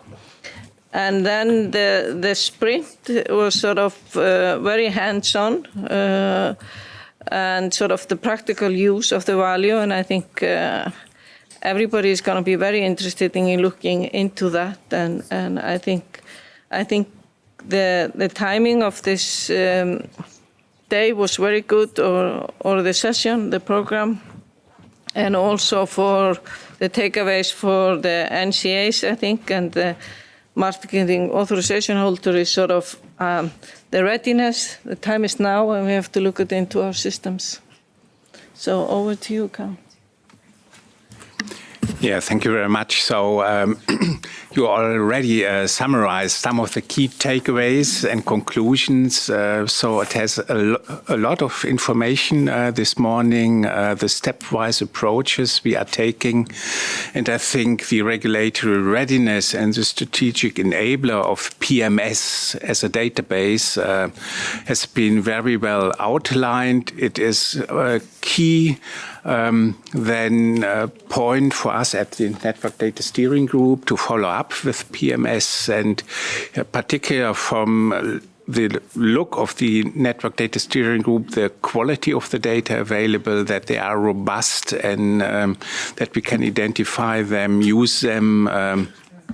And here we have then the critical role of all the stakeholders for their marketing authorizations. And while the NCA legacy data qualification improves then the overall alignment across the systems. And I think even in the last presentation, we have seen how many topics we can address there. So it needs a strong governance for the next steps. We will do that via the Network Data Steering Group, working together with you. And I hope we could make the urgency a little bit to start with these activities that we have to do here, the next steps, and that we need an accelerated delivery. And we have seen the public value now, and I think rich morning. Thank you very much to your comments, to all the presenters. And before we end then the morning session, I hand over to Peter. So I was asked to add just another little bit of salt and pepper to our conclusions. And actually, I'm going to end up echoing some of the things already said, but I make no apologies for that. So we've heard a vision for PMS of public health empowered by a shared repository of comprehensive, trusted, structured data on medicines in the EU. We've heard that for PMS, data should be entered once, reused and enriched over time. And I think nobody's going to argue with that as a vision for the process. I would say the time is now. My sense is the pace of readiness and the uptake of master data within regulatory systems, and dare I say beyond, is really increasing the pace. So it is clear that PMS can support better, faster and more efficient regulation. And it's also clear that by having master data, we can link data, we create interoperability, we facilitate analysis of data, and we also enable artificial intelligence with all the benefits that can bring. We've also heard about PMS supporting public health beyond regulation, and it's clear there's an important potential role of product master data from the regulatory system for healthcare, and importantly also for cross-border healthcare in the context of the EHDS, for example. Maybe most relevant to that, we've heard in the last session about the release on Friday, this Friday, the 12th of June, of a public API beta release. And I do believe that will be extremely important and almost a pivot point in terms of the uptake of product master data by healthcare systems, service providers and so on. Obviously, the engagement of stakeholders, including the industry, during that beta release and the feedback will be very, very important for getting the full release right in 2027. I put it to you that this is a shared endeavour between marketing authorisation holders, the European Medicines Agency and the national competent authorities. And today we've heard a shared detailed roadmap. And I think compared to last year, actually, we had a bit of a roadmap last year, but this year was much more granular, much more detailed, and with much greater certainty. Clearly, with each year you go forward, there's a slightly less certainty. And we had an interesting question from our Austrian colleague about precise activities in 2029. But I think the key point is you can see the planning on data, on process, and on technology is getting quite detailed now, right out to 2029. So that's a major step forward. We've also heard, it was only articulated by a few, but I could sense it being considered by more than just a few, some questions about how the member state role and data qualification fit in to a target operating model. So I just want to acknowledge that we've heard that. And I just want to reassure you that this can be worked out. And that's why we are drafting in 2026 working arrangements and also writing down both the short-term but also the longer-term target operating model. And all of that will be built around use cases. So data for pharmacovigilance, data for shortages, data for cross-border healthcare, data for national regulatory procedures. And those will be the drivers for the working arrangements. And we will be clear and transparent and in dialogue with industry about these points. nearly finished. We've heard that PMS can be seen as a tree, and according to Pelle, it's a fruit tree, correct? When I was a little boy, I grew up in a house called Orchard Cottage, so it kind of appeals to me. I quite like that, Pelle, thank you.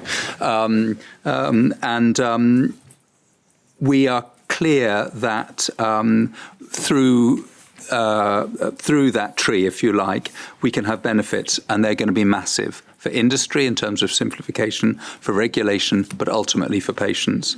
And finally, we heard about how a tree needs the sun to shine. And I believe the thing that will make the sun shine will be excellent collaboration between industry, national competent authorities, EMA, so all the key stakeholders involved in product master data.